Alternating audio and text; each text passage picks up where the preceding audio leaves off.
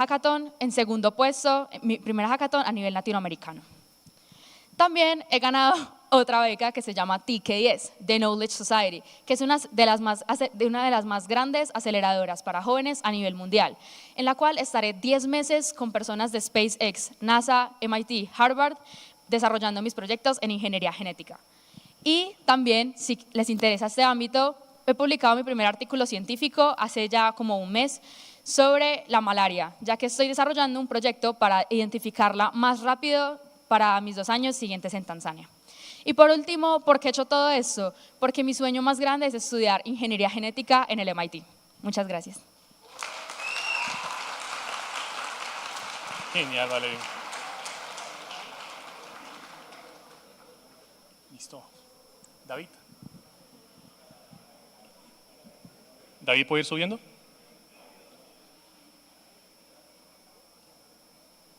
Bueno, recibamos con un aplauso a David Aturduaga.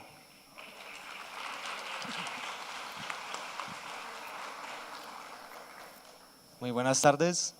Bueno, yo creo que todos aquí alguna vez hemos escuchado hablar de la financiación del terrorismo y el lavado de activos. Pero no sé si alguna vez se han preguntado cómo un banco hace para detectar qué operaciones son realmente sospechosas.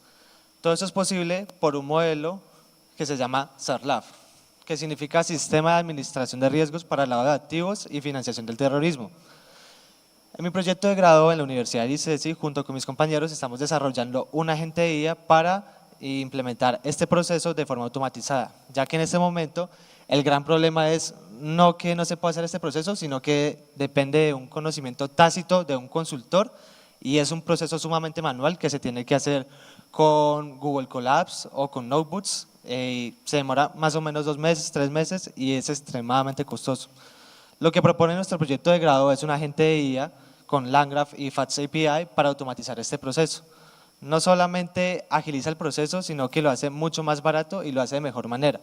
Hemos implementado diferentes etapas, entre las que están la etapa de diagnóstico, donde se analizan los documentos y los datos del banco para saber cómo están con este proceso.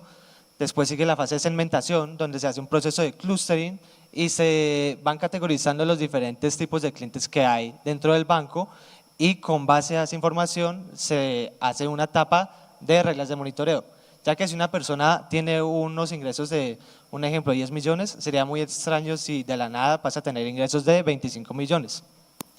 Entonces, si de pronto están trabajando en algo por el estilo o quisieran saber más de eso, me pueden encontrar por LinkedIn como David Artunduaga. Muchas gracias. Gracias a ti, David. ¿Esta es la de? Ok.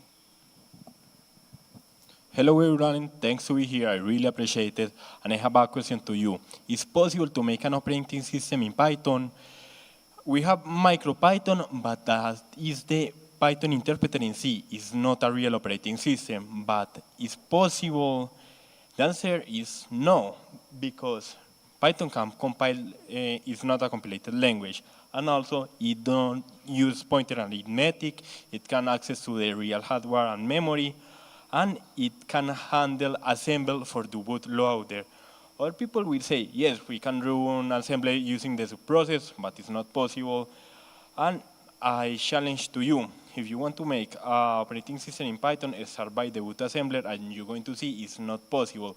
Why matter understand it's not possible? Sometimes the AI talk a lot of things, and it's going to say, hey, I make an operating system to you in Python, but hey, that's not possible.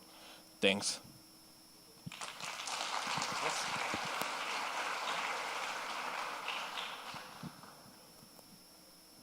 Juan Giraldo. Deseamos con un aplauso a Juan Giraldo. Hola, ¿cómo están? Bueno, acá voy a compartirles el proyecto en el que he estado trabajando. El proyecto se llama Mi Capital. Mi Capital es una app de finanzas personales. Digamos, está todo lo que uno debería esperar de una app de finanzas personales, sea que uno quiera, pues quiere una interfaz bonita, que uno pueda ingresar gastos, ingresos, quiero categorizar, quiero agrupar la información y dar diferentes análisis de nuestros datos. Tenemos un dashboard y diferentes visualizaciones. Digamos que esto ya está, la propuesta de valor que tenemos con esto es que ahora en Colombia no hay una manera de que nosotros a través de una API podamos acceder a nuestros datos personales, sino que pues, la única forma es que vamos al banco y descargamos nuestro PDF, nuestro CSV, pero eso en sí no es data accionable y es precisamente acá lo que hacemos con este proyecto. Lo que hacemos es que entendemos los diferentes Excel, los analizamos y los convertimos en data accionable. Después de eso tenemos un agente en donde ustedes pueden hablar con su data. Tenemos también un MCP para que lo puedan conectar a sus diferentes proyectos, lo que tengan en mente. Ahí está el QR por si quieren darnos feedback y bueno, ahí está el dominio. Muchas gracias.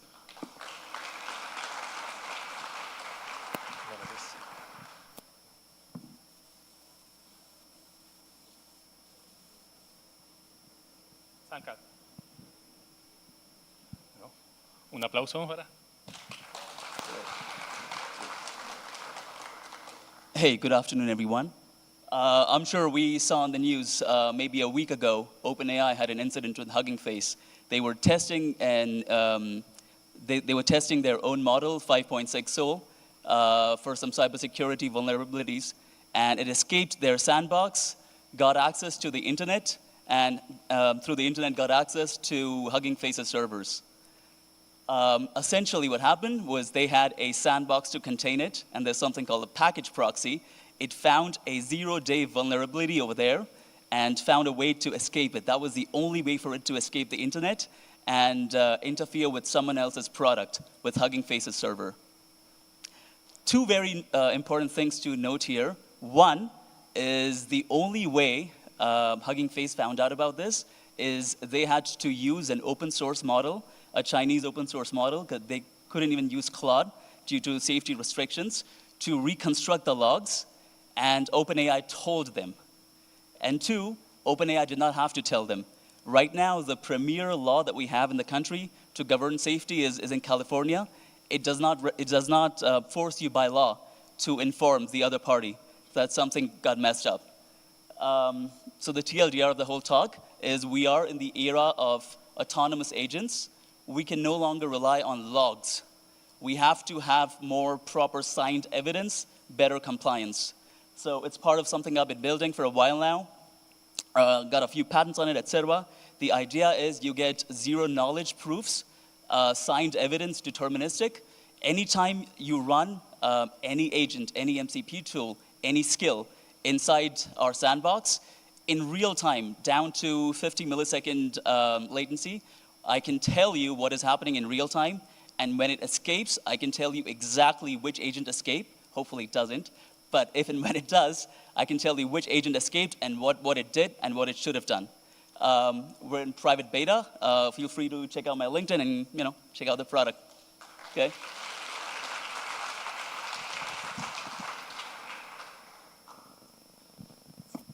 Digo, ahora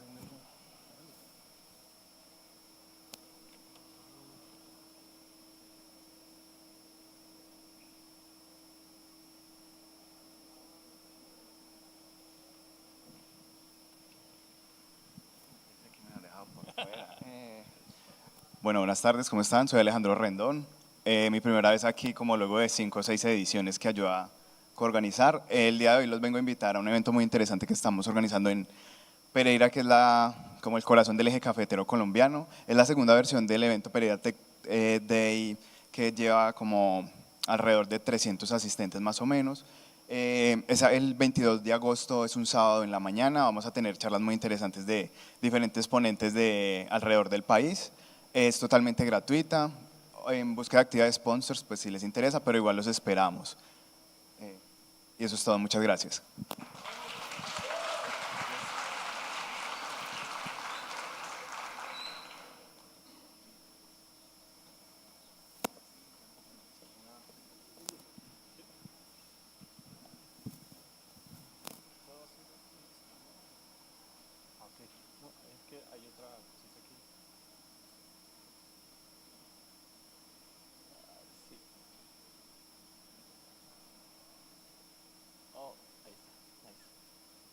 Hola, muy bien, ¿cómo están?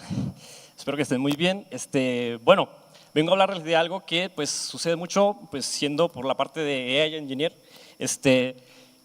¿Alguna vez no les ha pasado que por ejemplo, yo en mi caso, trabajando con AWS, pues siendo partner de AWS, llegan muchas propuestas o trabajos acerca de crear un agente de asistencias o un agente que requiera, digamos, tener un proceso repetitivo con LangGraph y este tipo de temas de alguna tool, consultar una lista de productos o algo así que al final, si lo vemos, se está volviendo como algo repetitivo.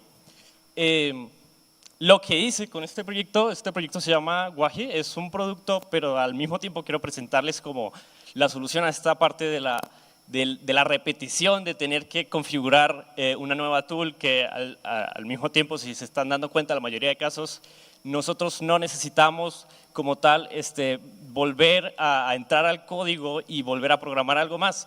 Ahí estuve pues con un tema de crear una plataforma que pudiera abstraer de cierta forma esto, y lo hice con dos cosas, ¿no? Uno fue con LangGraph, Python al final por detrás son objetos, entonces si nosotros guardamos las tools en una base de datos como si fuera una especie de objeto también, podemos crear al mismo tiempo tools dinámicas con LangGraph.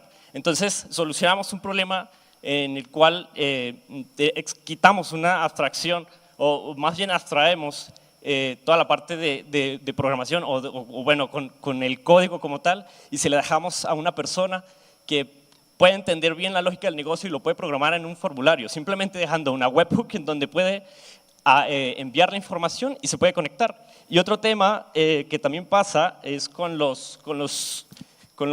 que tiene que ver con los chunks, ¿no? Porque también tiene tiene un pequeño rack en el que tú puedes utilizar simplemente es un embedding normal, y el típico problema que hay con los racks es que los chunks que te extraen son muy, digamos, imprecisos, ¿no? O sea, te puede traer un chunk que no trae la información completa. Bueno, este agente por detrás, la solución para eso es utilizar otro agente que vuelva a hacer las preguntas correspondientes para poder ubicar los chunks que sí tienen relación con la conversación y responderlo.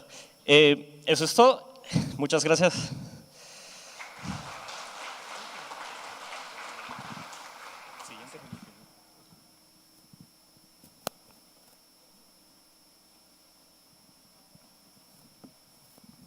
Hola, buenas.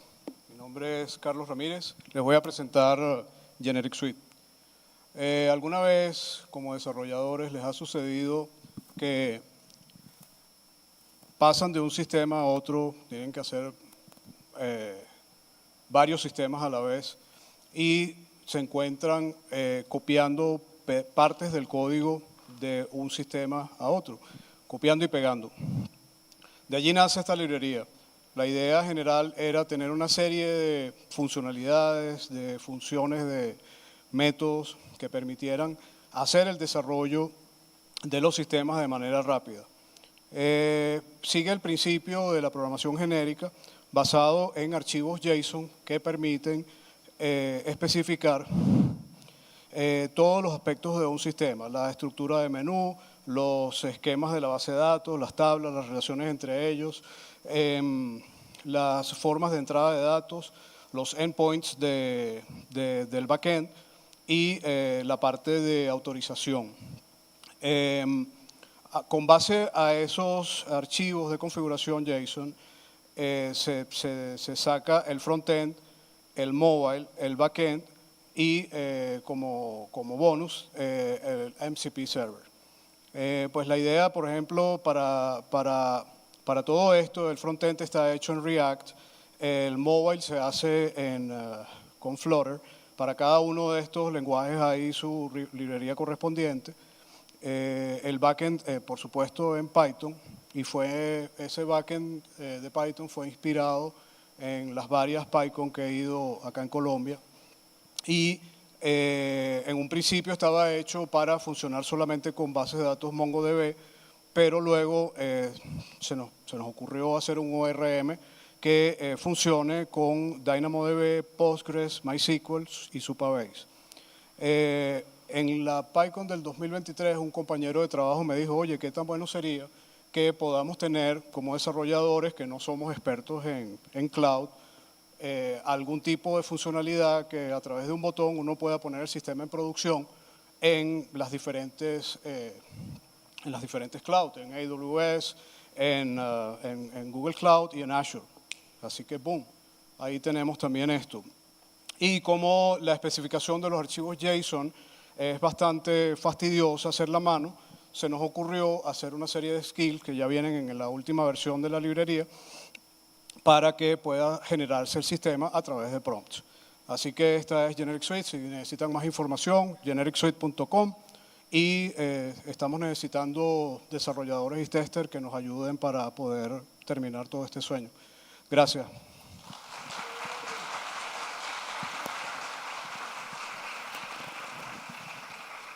Super. Buenas tardes a todos. Esperamos que hayan gozado los talleres en la mañana, el almuercito que estuvo rico, bien colombiano. Y pues ya tuvimos las lighting.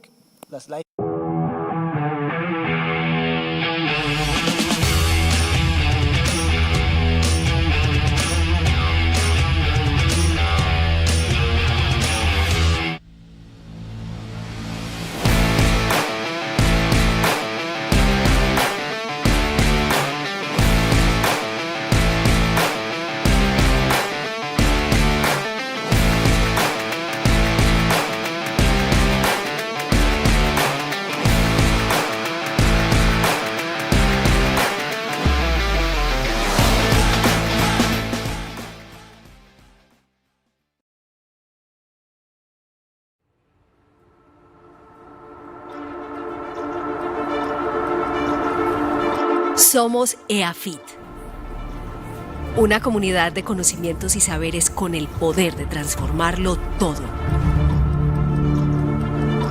Aquí nos conectamos con las empresas, los emprendimientos y los sistemas públicos desde el liderazgo, la tecnología, el bienestar y el desarrollo sostenible. La nuestra es una educación que diseña y construye soluciones para atender a los grandes retos de la humanidad. Aquí desafiamos el conocimiento. Imaginamos futuros y resolvemos grandes desafíos planetarios. Creemos en el poder de la educación, una educación flexible y relevante. En el aprendizaje activo y experiencial. En la audacia y la innovación. En la cultura.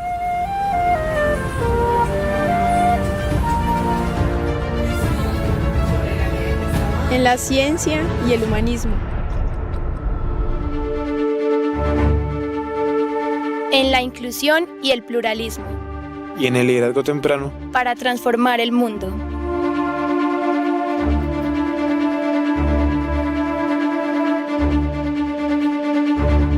Our teachers inspire, and we, as students, are the protagonists of our learning process. Somos un gigantesco tejido conformado por miles de personas y organizaciones que transformamos el mundo todo el tiempo. Y así es como lo hacemos.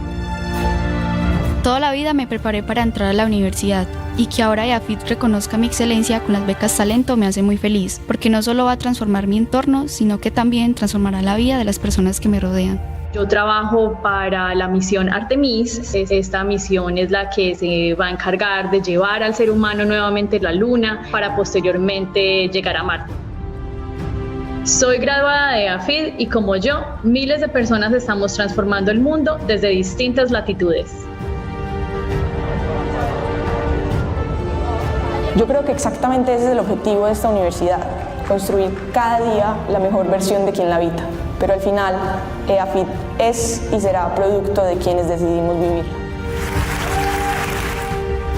Para nosotros, educar implica también incidir en el entorno desde la ciencia, la tecnología y la innovación. En EAFIT ponemos el conocimiento al servicio de la humanidad. Cuando sea grande voy a ser científica. Ser como esa profesora que está enseñando en la escuela, ciencias entre montañas. Estamos en Guatapé, probando a Serena, una lancha electrosolar que diseñamos y construimos con nuestros aliados.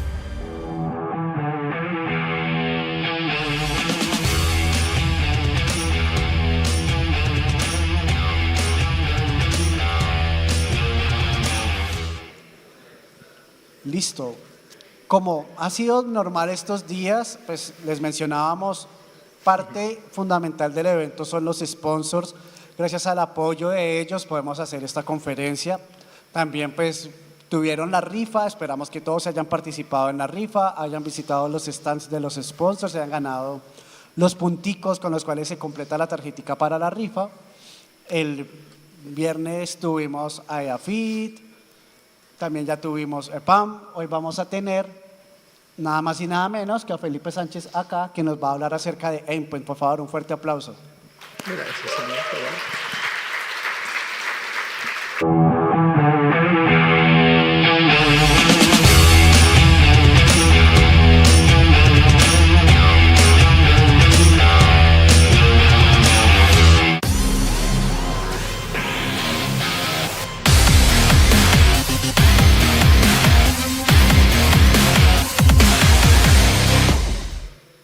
Hola, perfecto. ¿Me escuchan bien todos?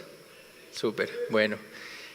Bueno, nada, muchas gracias primero también a Pycon y a todos sus organizadores por este espacio.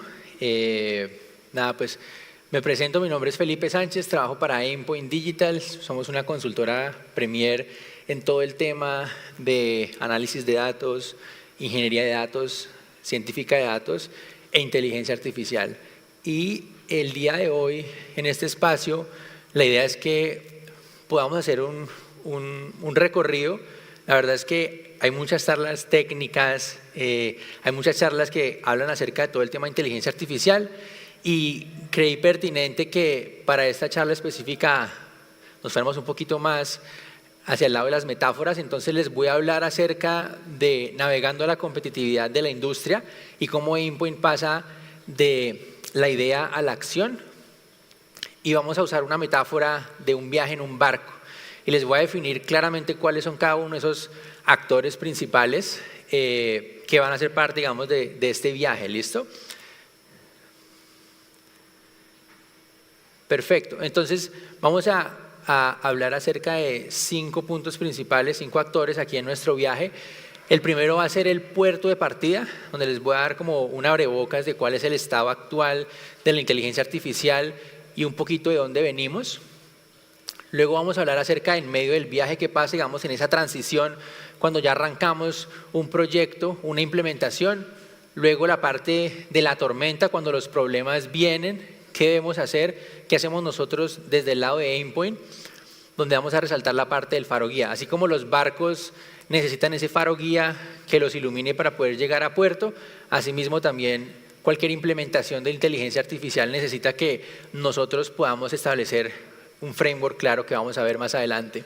Y por último vamos a hablar de llegando a puerto y les traje un caso de uso en Endpoint donde utilizamos todas las prácticas que nosotros ofrecemos para poder llegar a ese buen puerto. Perfecto. Entonces, arranquemos hablando del puerto de partida. Digamos que acá el statement inicial con el que quiero abrir es migrando hacia sistemas inteligentes, autónomos y predictivos. Entonces, en los últimos años nosotros hemos visto en la industria que se ha vivido una transformación digital impresionante.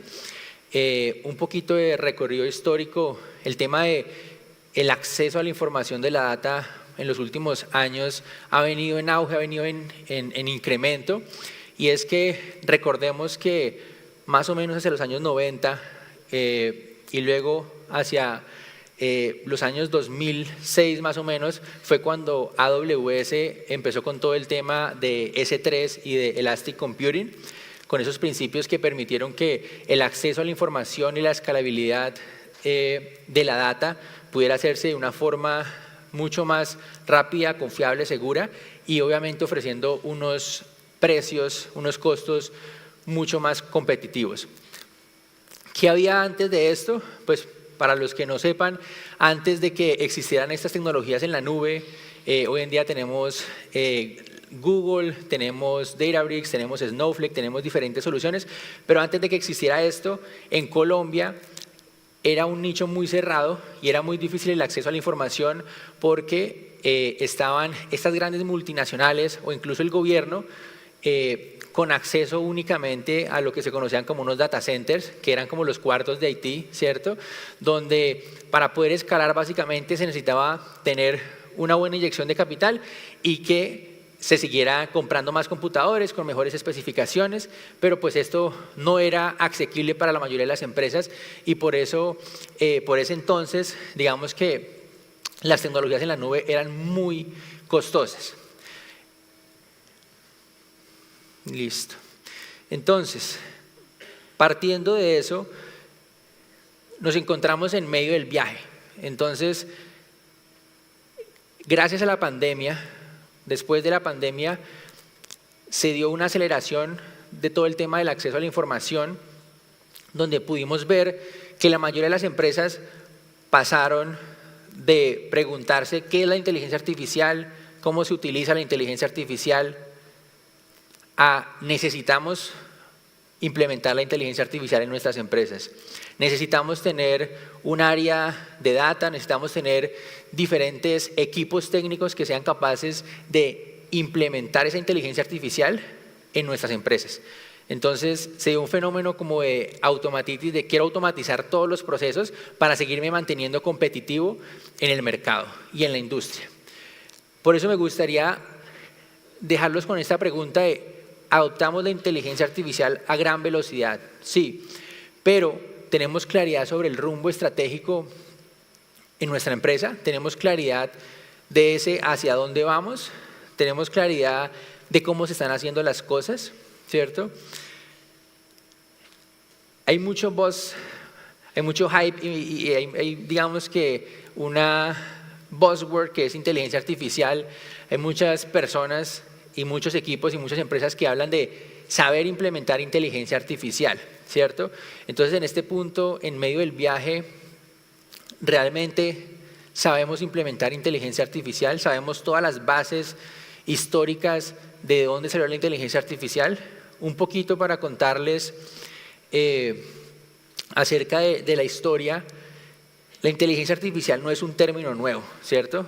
De pronto, en los últimos años con OpenAI, con Anthropic, con Google, con Meta, se ha hablado un poco más de la inteligencia artificial, se le ha puesto diferentes términos a procesos que nosotros implementamos, pero realmente la inteligencia artificial es un concepto que se empezó a desarrollar más o menos como hacia 1950. Empezamos con Alan Turing cuando él hace esta pregunta de ¿pueden las máquinas realmente pensar? Y yo creo que en medio de todo este fuzz que estamos viviendo, tanto del lado de implementadores como del lado de los clientes que buscan la implementación de la inteligencia artificial, perdemos un poco el foco y queremos, como les decía al principio, implementar inteligencia artificial en todos los procesos de nuestra empresa. Creemos que si no lo implementamos, no vamos a seguir siendo competitivos en el mercado. Entonces, aquí es donde venimos a esta parte que en nuestra metáfora vendría siendo la tormenta.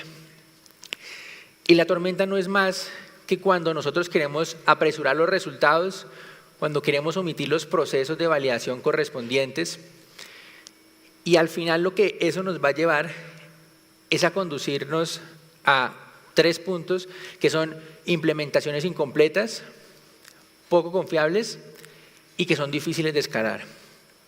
Vamos a hablar un poquito de cada uno de estos puntos. Entonces, cuando hablamos de implementaciones incompletas, tenemos equipos técnicos que no tienen las bases suficientes, ¿cierto?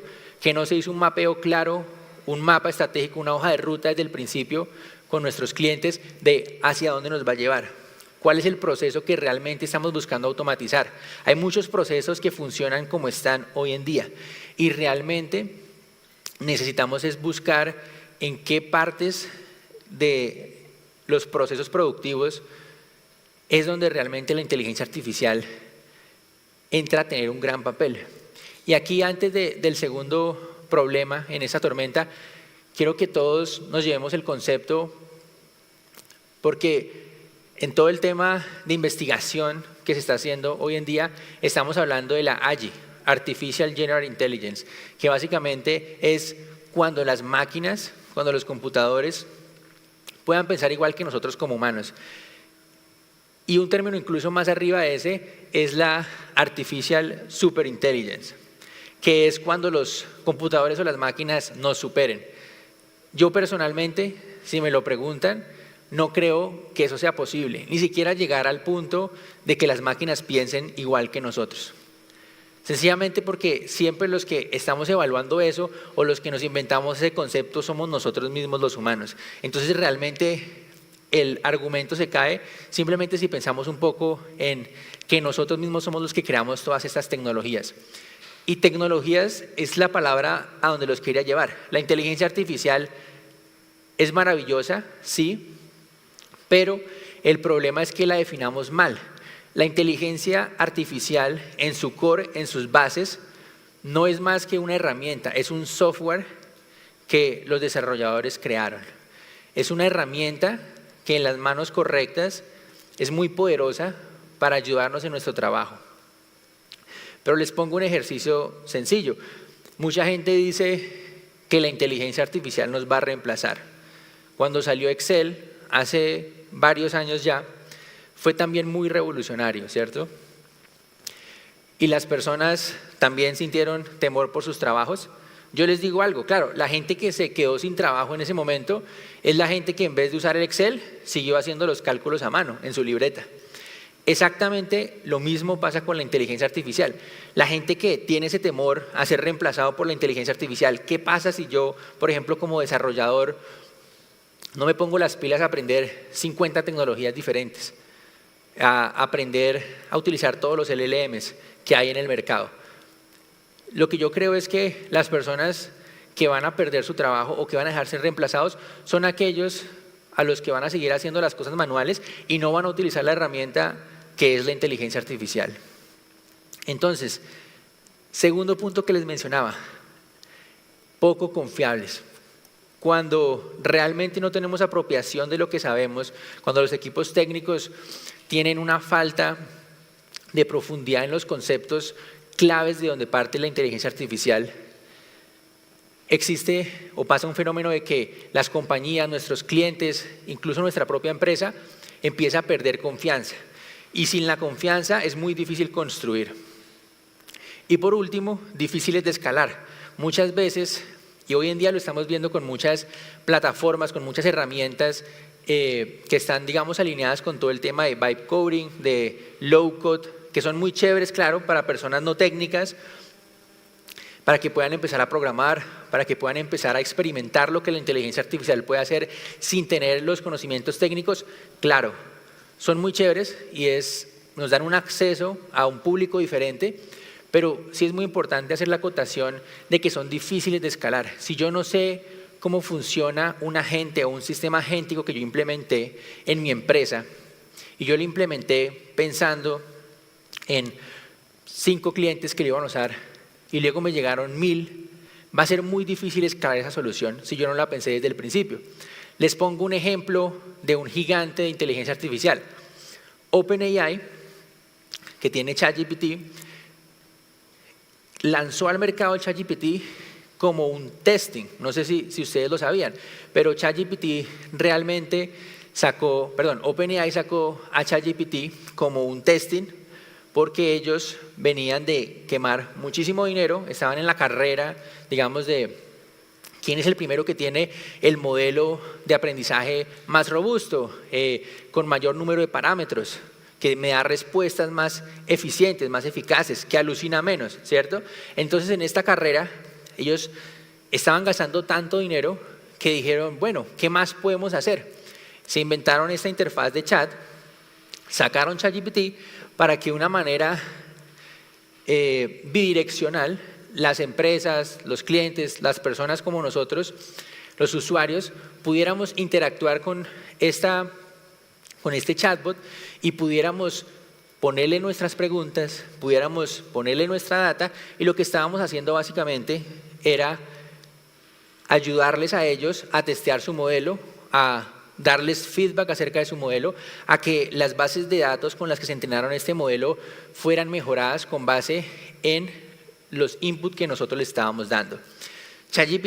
OpenAI saca ChatGPT más o menos como hacia el final de la pandemia y, oh sorpresa, tiene una gran aceptación que en el primer mes de lanzamiento ya habían 200 millones de personas inscritas. El equipo de ingeniería dentro de OpenAI sufrió mucho para poder escalar ChatGPT y que pudiera correr para toda esta cantidad de personas. Entonces, son problemas que le pasan incluso a las grandes empresas, son problemas que nos pueden pasar a nosotros y tenemos que tener cuidado con eso. Ahora vamos a hablar acerca del faro guía. Entonces, nuevamente, en nuestra metáfora, el faro guía vendría siendo esa definición clara, estructurada de un framework claro y accionable. Primer punto. Una arquitectura de datos sólida. Muy importante ese input que le estamos dando a nuestras implementaciones, a nuestras soluciones. Seguridad por diseño. Tercero. Y por último, gobernanza y cumplimiento. Entonces, me voy a enfocar mucho en el framework claro y accionable y aquí les voy a traer un poco de lo que hacemos dentro de Endpoint Digital, de cómo nosotros implementamos este framework. Entonces, voy a hablarles acerca de 9 pasos que existen dentro de este framework que nosotros creamos y adoptamos de las mejores prácticas de las diferentes tecnologías y herramientas con las que nosotros trabajamos cada día. Esperen un segundito, está. Ya, listo. Perfecto. Entonces, el primer gran pilar dentro de este framework es todo el tema de planeación y alineación de negocio. Nosotros al interior de Endpoint Digital nos encargamos de tener sesiones 1 a 1 con nuestros stakeholders principales y conocer realmente cuáles son sus requerimientos, cuáles son sus necesidades. Tenemos un equipo de estrategia muy robusto que se sienta con los equipos de data o con los equipos directivos de las empresas para las que trabajamos para realmente definir qué es lo que vamos a hacer, dónde es nuestro punto de partida y hasta dónde queremos llegar, hasta dónde nos va a llevar esta solución. Como segundo punto, tenemos todo el tema de exploración y perfilamiento de la data. Entonces, como todos aquí, las personas que somos del mundo del software, sabemos que si tenemos data mala de entrada, no podemos esperar que nuestro output o nuestro resultado final sea algo de calidad, sea algo confiable. Entonces es muy importante hacer todo el tema de análisis exploratorio de la data, hacer todo el tema del mapeo, del descubrimiento de la data, de realmente con qué es lo que estamos trabajando, la calidad de la data que tenemos que hacer transformaciones. Luego pasamos a la parte de la ingestión de la data. Entonces, aquí tenemos un equipo muy robusto de Data Engineering dentro de Endpoint, donde lo que nuestros ingenieros de datos se encargan de hacer es hacer todo el tema de la arquitectura de los datos, crear todos los pipelines ETL necesarios para poder traer la información que necesitamos para montar nuestras soluciones. Luego pasamos a un segmento donde lo categorizamos altamente probable que la inteligencia artificial pueda ayudarnos, y es en la parte del modelado o el diseño del modelo de los datos. Entonces todo el tema de data modeling, tenemos equipos de analytics engineering donde nos encargamos de que todo este tema de entender el primer punto donde hablamos con los stakeholders se pueda trasladar a la realidad, a los modelos de datos.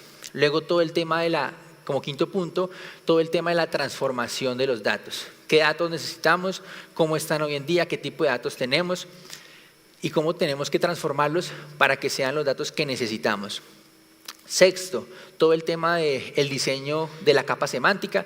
Entonces, muchas de las empresas hoy en día, a través de sus diferentes áreas, tienen definiciones diferentes de lo que puede ser el revenue, el ingreso.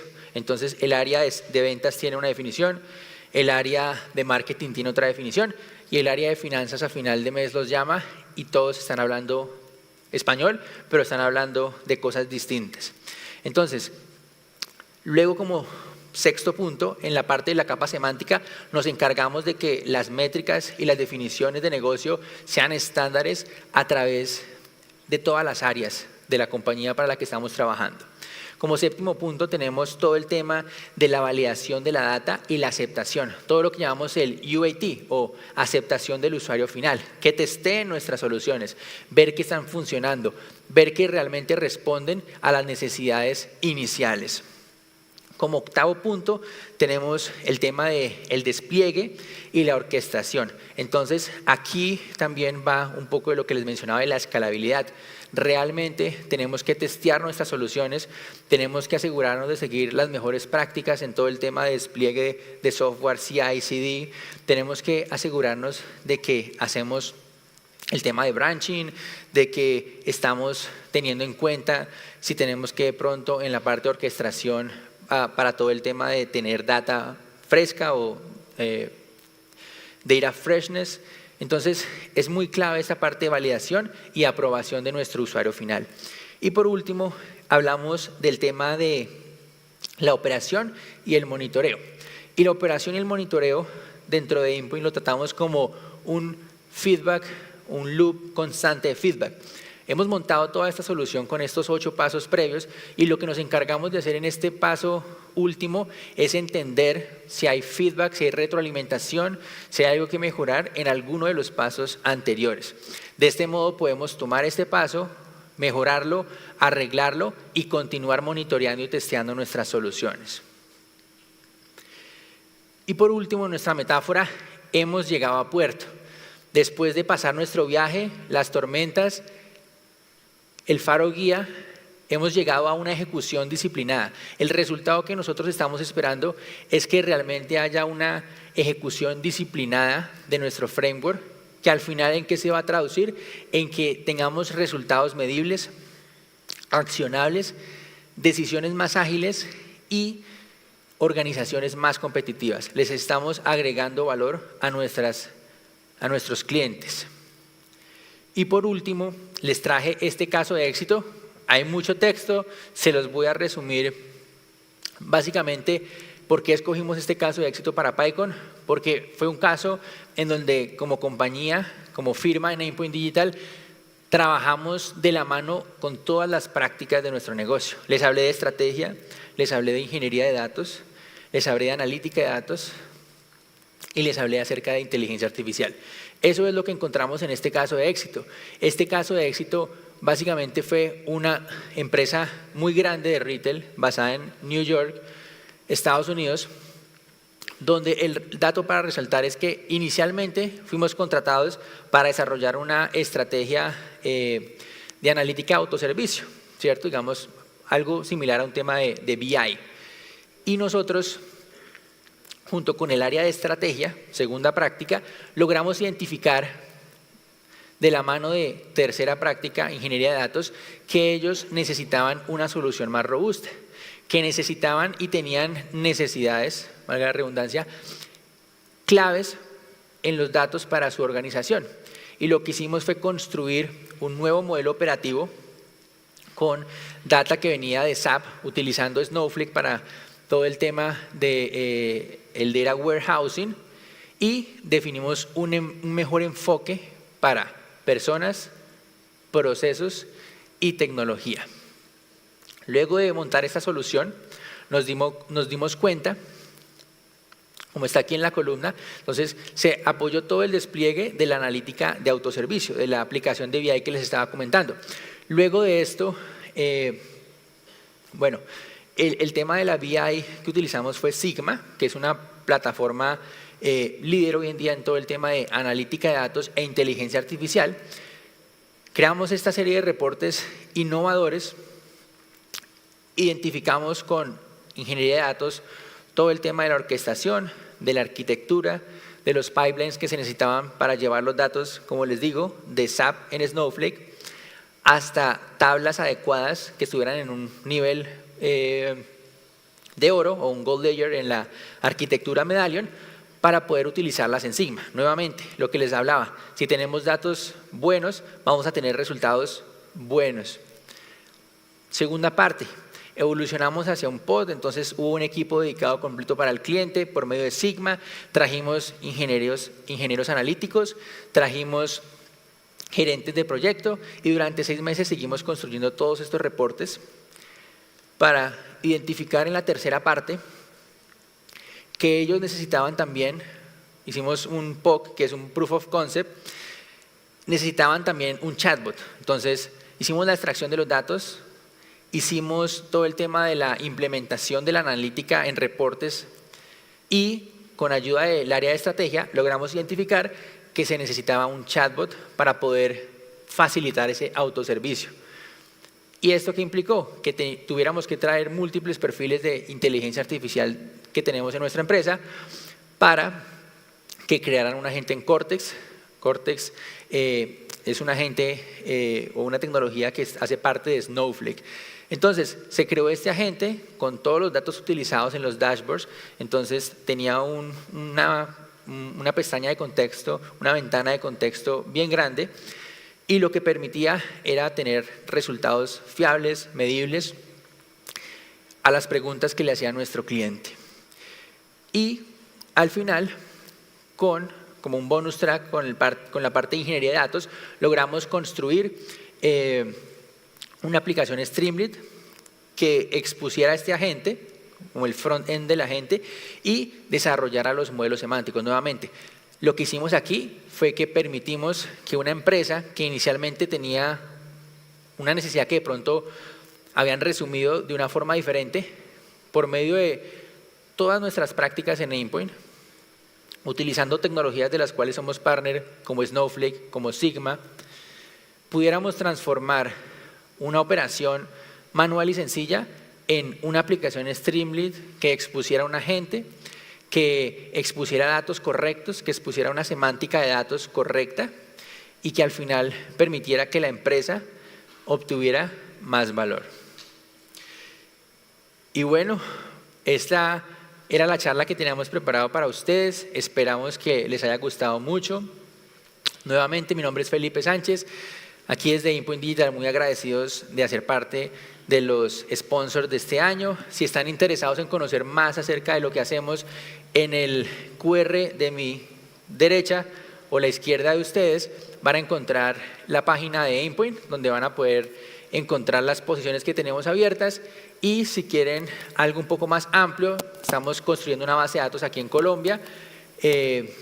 También lo pueden escanear y dejarnos sus datos. Muchas gracias a todos.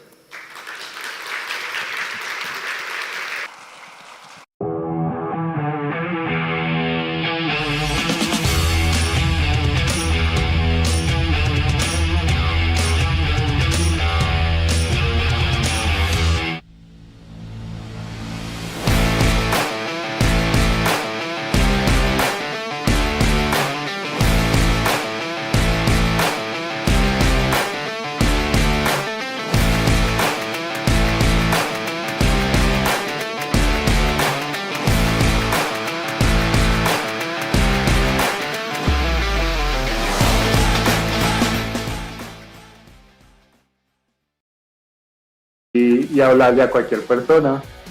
La gente que se conoce, el conocimiento, el gran apoyo y cariño que se siente en la comunidad es muy grato y es realmente muy inspirador y motivador. Además, se sigue sintiendo todo el cariño de los asistentes, se siente como la cercanía también de los ponentes, se siente todo el esfuerzo que hace el equipo organizador para que todo quede perfecto, para que todos se sientan bien, para que sea una experiencia maravillosa.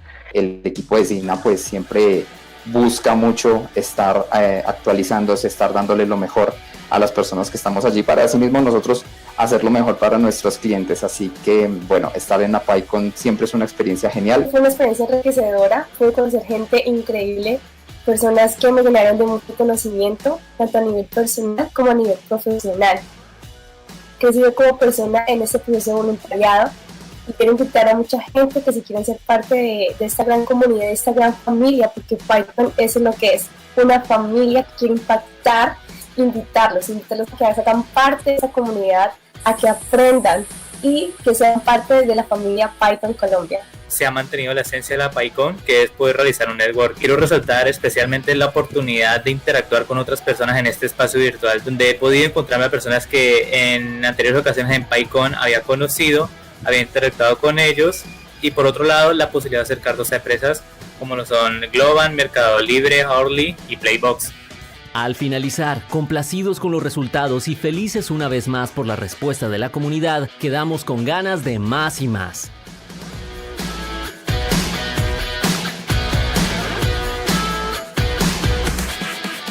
Que haya Pycon Colombia para rato. Apostamos por Colombia y sabemos que la tecnología es una de las claves de su desarrollo en el presente y en los años por venir. Por eso, renovamos nuestro compromiso con nuestro país y nuestra comunidad. Durante estos primeros 5 años hemos vivido muchas experiencias inolvidables. Hemos conocido a maravillosos integrantes de nuestra comunidad y hemos potenciado el desarrollo de nuestra región.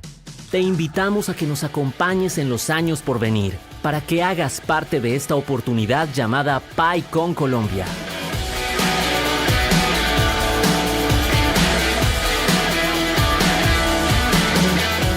Nos vemos pronto.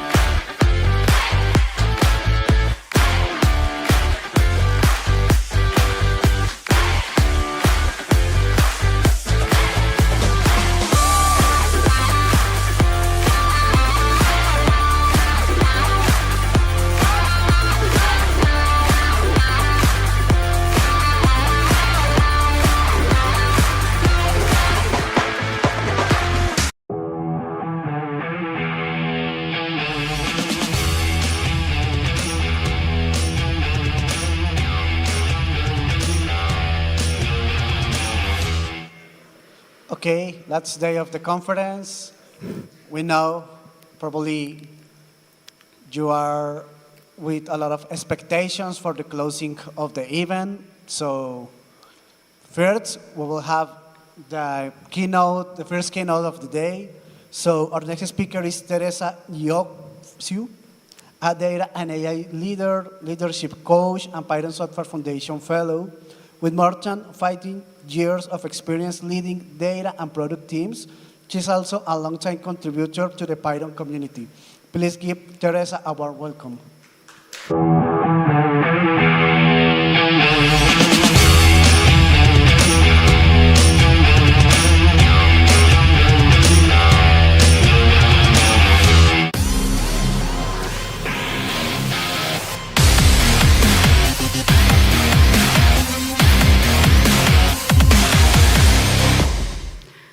Okay, thank you everybody, and welcome to the last day of the conference, the first keynote of the day. We have another one today, and yeah, I would first like to thank a lot to the organizers for inviting me to speak here. I'm very honored, and I was in Colombia is really nice, so I'm happy to be here. My talk today is a little bit about, it's based a lot on my experience, and it's a little bit what I've noticed about leadership is that you don't need to have a leadership title to need leadership skills. So in this day and age where our managers are sometimes failing us, this is going to be a little bit of an invitation to step up and become yourself a leader in your community, in your work, in your life. And a little bit about myself, why am I talking about this? My name is Teresa. I grew up in Romania, so we have the same colors of the flag. So I grew up in Romania, in Bucharest. I moved to Germany at the end of my studies. I worked in data science, data engineering, product, leadership, and education. And since 2 years, I'm leadership coach and agentic engineering coach. This year, not 2 years, of course. And I also built several data teams. And I ran the PyLadies Hamburg community. I've been part of the Code of Conduct work group with the PSF, the Diversity and Inclusion work group, and I organized several conferences like Hamburg Python Pizza and the Pycon Germany. So that's a little bit about me, and why I chose today to talk about leadership was actually because the organizer said you could talk about leadership. So I'm like, okay, great. So first question of the day, which I got asked when I was talking about giving this talk at Pycon Italy, and someone asked me, hey, but who's your favorite leader? And I was like, I don't have one. So maybe, does anybody here have someone, like a leader that you've had either in your community or at work that you can say, this is who I want to be when I grow up? Very few hands, very few lucky ones. So that is being lucky, like having that opportunity. In my experience, I worked with a lot of managers, a lot of leaders, and I've noticed more that there's people that have good qualities, but most of the time they also have negative qualities, and then for me it's been a little bit like, okay, what do I like, and so on. So what are some of the leadership qualities that I like? These are the ones that I've noticed and the ones that I like, and maybe you can think about some of the ones that resonate with you. Maybe you have your own leadership qualities that fit in your culture. So I think some of this have been also based on conversations, but there's a lot of things to just expect from one human being. And I think we need to be a little bit aware of that it's so unlikely to find one person that is going to be our everything. Maybe your partner at home has those qualities. Anyways, so, and I think some of these skills are important sometimes in our lives, but not always, and so on. When did I start paying attention to this all? Maybe you all remember Naomi Seder. She gave a keynote here in 2018 or 2020, and yeah, 2018. I met her in 2019 in Berlin at a conference. It was called Python Pizza Berlin. So you can imagine this is a conference where you get to eat pizza. It was invented by Italians, and the Germans took it. And then it was also in Cuba. It's all over the world now. So at this talk, she gave a talk about innovation and community. She didn't have slides, so I was doing sketch notes back then.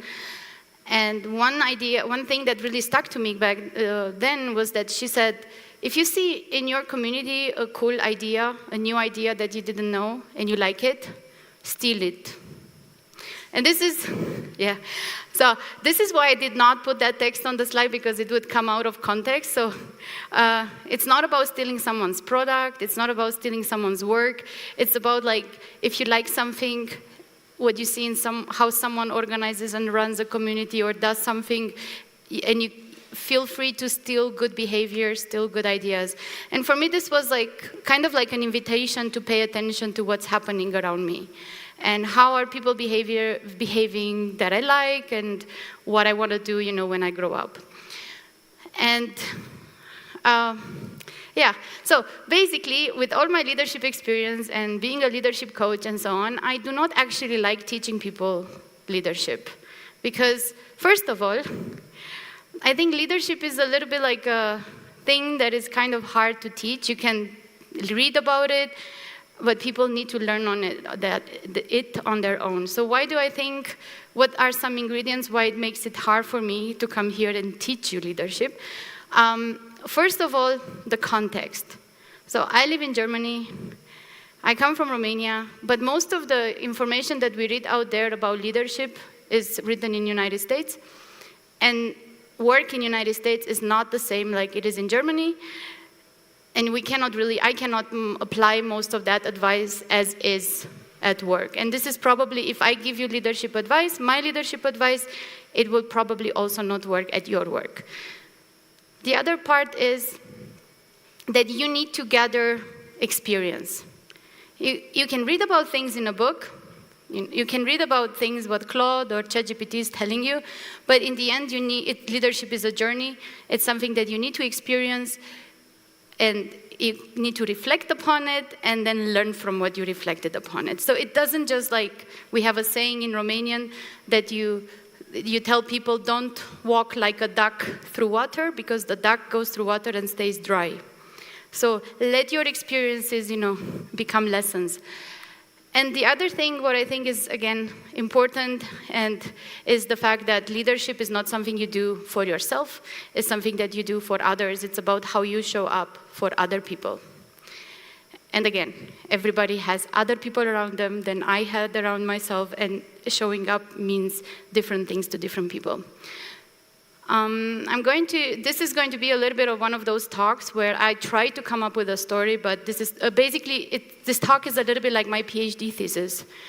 I tried to have a story in my PhD thesis, but in the end there were 3, and then they kind of like seem like a story, in the abstract.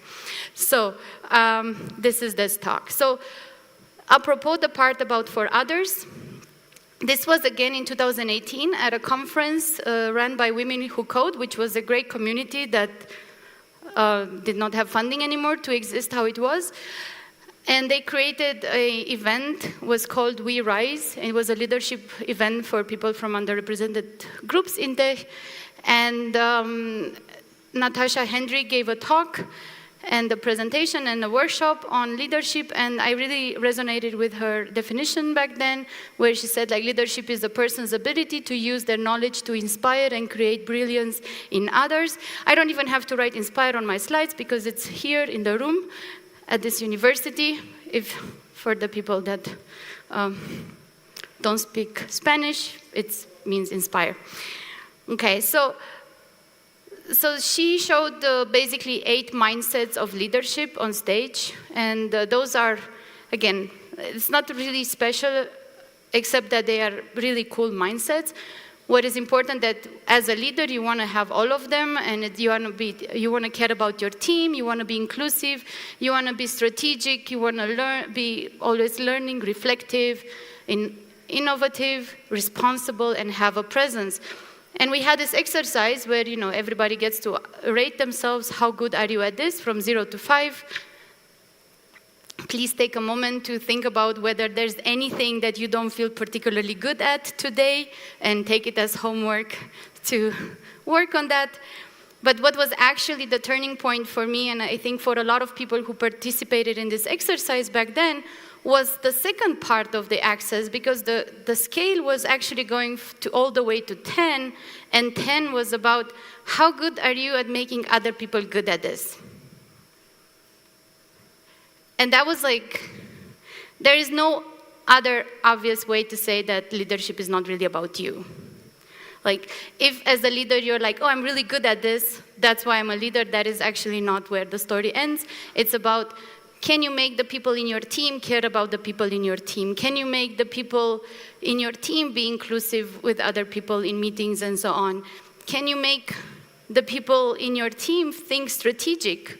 Or do you like to be the only one who holds the strategy and is the bottleneck and the control and whatnot? Can you inspire the people around you to keep on learning? This is not easy today. Everybody's tired about all of the getting bombed, you gotta learn all the time. So of course this talk is about learning, so don't worry about it. I will try to inspire you. Okay, and so on. So I think this was for me like a super aha moment, which kind of shaped every leadership training that I had going forward. And I basically became quite intentional about it. So I cannot teach you leadership, but I can teach you how to develop a process for yourself. a little bit, I stood for this talk and I reflected, what is my process? And this is my process. I will tell you how I came up with it, and then maybe you find the situations in your life that will help you come up with your own process. So basically, my process was discovered as part of the PyLadies Hamburg community that I was organizing. I started it in 2018. At the beginning, as we heard also yesterday, most of the first events when you run a meetup have 3-4 people. And you cannot really write a LinkedIn post, oh, I'm running the first event, can someone create a workshop or do a talk at this, my new first event, where I don't think anybody will come because it's the first event. So you kind of have to step into doing it yourself. So what I discovered as part of this setup was that even I don't like learning for myself, but I like learning for other people. And having learned this, as part of this, I was like, oh yeah, sure. We did IoT workshops. We did everything. I don't have a life use case where I need to do IoT stuff. I mean, afterwards, of course, I have sensors that track humidity and temperature in my flat, but it wasn't something that I woke up in the morning, I was like, oh, I want to track the temperature in my flat. But I did it as part of the PyLadies. We created the workshop. We solved the problem that I didn't have any speakers. And then we had like huge events on the IoT scene, also at Pycon Germany, where a lot of people contributed and played around with Raspberry Pis and got to have them home. We had sponsorship for that. It was really amazing. So my personal loop is, I need the reason to learn something, and usually that reason has to be that there is a problem to solve, there's something broken, and so on. And then I also needed to do it with other people, for other people. And this is something that then I learned that this is also how I can do sports. So a couple of years ago, I did a yoga teacher training so that I can teach yoga, so I do yoga. So win-win. Okay, so my talk will have a little bit, this was the introduction. My talk will have a bit like 3 parts. The first part is like, it's going to be about hobbies, my journey to leadership, and then the AI stuff, because of course we have to talk about AI today, otherwise what would we do? Okay, so I have a strong opinion. I used to work in a company which had the slogan for a couple of years, work-life balance. And I really don't believe that that's even possible. You cannot really say this is work, this is life, and we're going to find this amazing balance between them. It's like, this is nice, let's say, propaganda or however you want to call it, but I think there's only life. And again, one of the characteristics that I admire about leadership is be authentic. So you cannot just be like, oh, at home I'm doing this and I'm being this person, and at work I'm being this other person. I'm going to be such an amazing person at work and I'm going to be an asshole, on the streets or at home and so on. That doesn't really work like that. I wouldn't believe that someone can really pull that off. So as we are in Colombia and there's a lot of art and so on, I think for my hobbies I picked one that might resonate. It's all about art. So one of my things that I did in 2015 when I took a year off from work was started doing art. So I basically didn't care about tech for a bit. And I was going to flea markets and I was buying old paintings and I was fixing them and cleaning them and restoring them. And I learned at first everything via like how people do things, You try it, you clean an oil painting with water and soap, because that's, is anybody here with an art background? Like studied art? So there's one person that you don't clean oil paintings with water and soap. So, but that's kind of how you learn it at the beginning. And this is also happening to a lot of people who transition in leadership from IC roles. They are just pushed into the role.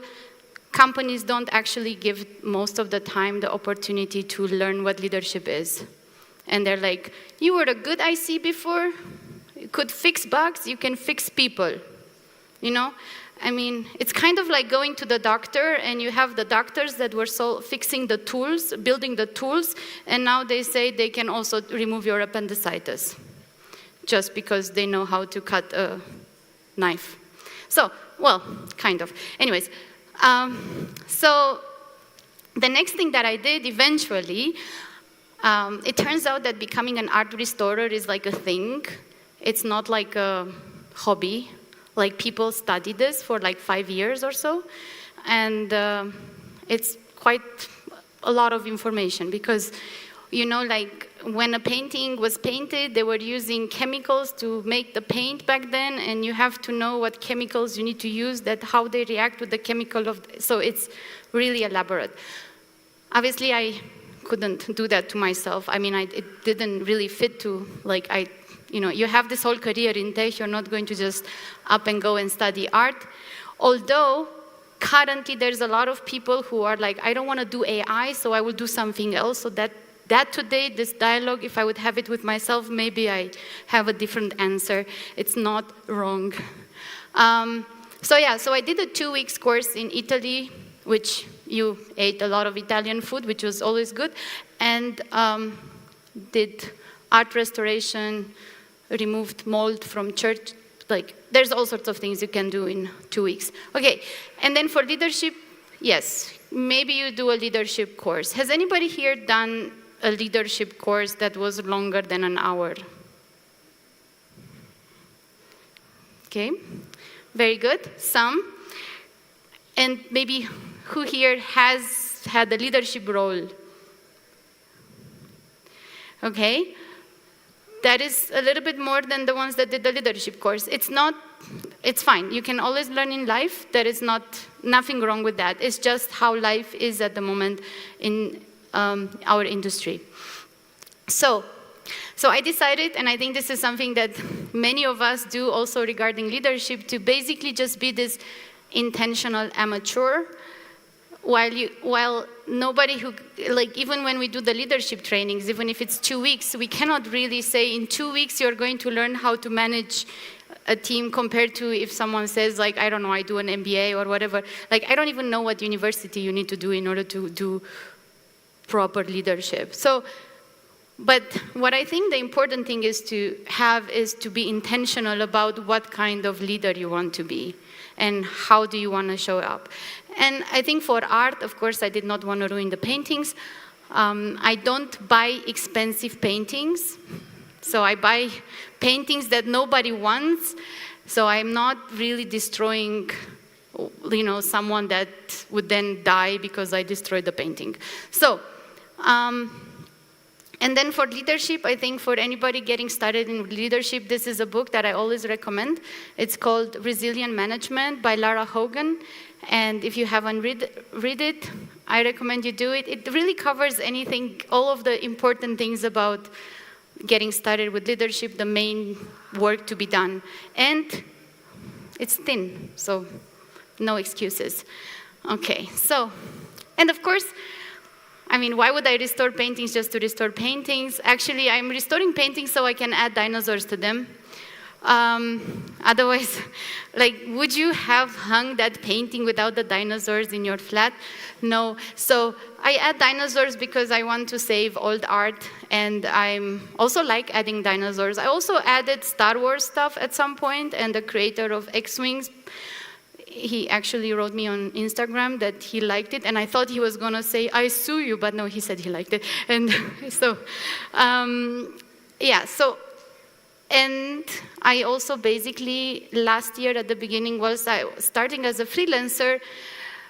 I was kind of worried about making an income, but then I thought I would start it with art anyway. So last year I was doing a lot of art, and I combined my career in tech with that. I basically did a mural at a local gallery where I painted a visualization that I had done on global warming before. And of course, I have dinosaurs all over, and the dinosaurs are like sports commentators, and they are commenting what the world is doing to our environment. And they're like, okay, look, this is when the Paris Agreement was signed. Oh, look, this is when the United States went out of the Paris Agreement. Oh, look, this is when, I don't know, it gets hot during the war. So by the way, wars are in general bad for the environment. Anyways, in case you didn't know. So I did that, and it was fun. I heard that there's a lot of murals here. So if you haven't visited, go visit. And yeah, this is current decade is really hot. This is the temperature in Hamburg, where we haven't had a cold year properly in over 20 years. Anyways, so that was that with the art part. I hope you all have healthy hobbies to keep you sane in the times of AI. And now we are coming to the leadership journey that I had. So it kind of started in 2016. After my little break with art, I kind of felt like, I had a startup role doing backend, but then I was like, okay, backend is kind of boring. I need to work with data again, and I started looking for roles. And 2016 was not really yet a data science year. So in Hamburg, I only find like one job that I could possibly have, and it was in career sector, but I actually had to join as a data engineer because they didn't have a data infrastructure, and you can't do data science without a data infrastructure. Well, I mean, now maybe you can because, Claude can do everything. So anyways, so I had to switch to data engineering, and here was nice because I kind of had my first space to do informal leadership. We had a very small team, and my manager was VP engineering. He had no idea about data. Our tech lead was backend engineer in Java. He had no idea about Python. And whatever we said, they agreed because they didn't know anything otherwise. So we did the whole ETL migration within a year and so on, and then my whole thing was that I'm building the foundation, and then I switched to data science. But of course, that's not how life works, because all of these people that I talk about, they didn't know anything about my CV, because that's kind of what happens usually at work. Someone hires you, someone else works with you, and nobody actually looks at your background. So I hear a colleague is telling me a year later that the company is planning on building a data science team. And in 2017, they had this really, I even saw the slides, they had slides about the plan, and they said like, we're going to hire 6 senior data scientists. So 2017, this is like a company that has no data science information on the map of the earth, does not, it was the year where the senior data scientists could choose and pick. And nobody would have come to work to like random Hamburg, 6 of them, right? So we tried to hire, anyways. So, but sometimes I think I don't know, if maybe someone can relate to this. Have you ever had a situation in your life that in retrospect you realize that your ego stood in the way of your goal? So what happened here was that I was like, no, they have to know about my CV. It's like, I'm not gonna go tell people about my CV, they have to know, but like, why would they, and so on. And nobody's going to come in your company and apologize for the things that they didn't know about you in the past. So, but again, I couldn't go and just tell people, hey, by the way, I know and I can, and I've worked as a data scientist before, and I could do this. So I did the other way. I went around the system. We actually, New York City, there was someone who was there was a blog on the New York City demand prediction, and the whole code was published, and we were like, let's do it for our Hamburg data. We were in a mobility app, and I would present it at a meetup. It's much easier to present it at a meetup than present it in your own company and make sure that the people in the company know about it. So I presented at a meetup. I made sure everybody knows about it, all of the tools, of the tricks and the trade, And then that was that, Then the data science team was formed, half data engineers, half data analytics. So, and then we tried to hire those seniors, and we still didn't manage. It's fine, but it's kind of sometimes here, from my experience, I realize like sometimes it's easier, especially when you're like, you don't really have any power in the place where you're working, to get that power from outside and leverage it inside. And this is something where I think community work is something that you volunteer, but they also give back. And it's also an invitation that whoever is not part of a Python community to be part of one. If it doesn't exist in your space, make it. So these are some of the communities that I've been part. So PyLadies, Python, PyData. I've been part of a street art community when I was doing the street art. I also did murals over graffiti. Apparently, you're not allowed to do that. The whole graffiti population of Hamburg hated the people who did dinosaur murals on the... Anyways, all the things you learn in life. Knitting, book clubs, anything. You can have communities about anything. You can contribute to open source. You can be part of Python Software Foundation work groups. Who here is part of a Python Software Foundation work group or has been? One, yeah?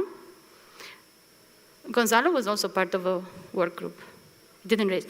He wasn't paying attention. Okay, so I just wanted, or like organizing conferences, organizing this conference, of course, building in public, that's something that you should do for like organizing a workshop that is already building in public. And I want to draw your attention to this little thing here that doesn't look very sharp on the screen, but if you are spending more than 5 hours a month contributing to a Python community, I don't know how long it takes to how much work it takes to organize this conference, but based on the welcome that we have received, I think it's more than 5 hours a month. You actually qualify to apply to be a contributing member. It doesn't get checked. Nobody's making you prove this 5 hours. And you join this, and then you can vote.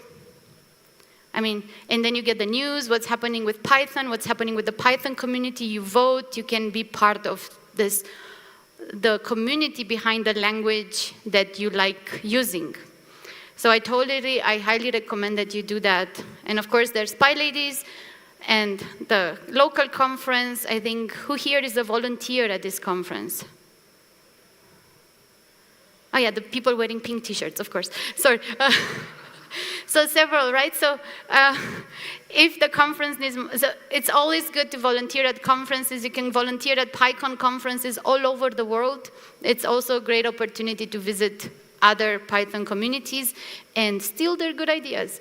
And yeah, so that's a little bit about communities. And how does that come into play with leadership or with just being underrepresented in tech? I don't know if you've ever heard this sentence, that leadership is a lonely planet. The higher you go in your hierarchy, the more different you are at work, you might not have people to talk about your problems at work with.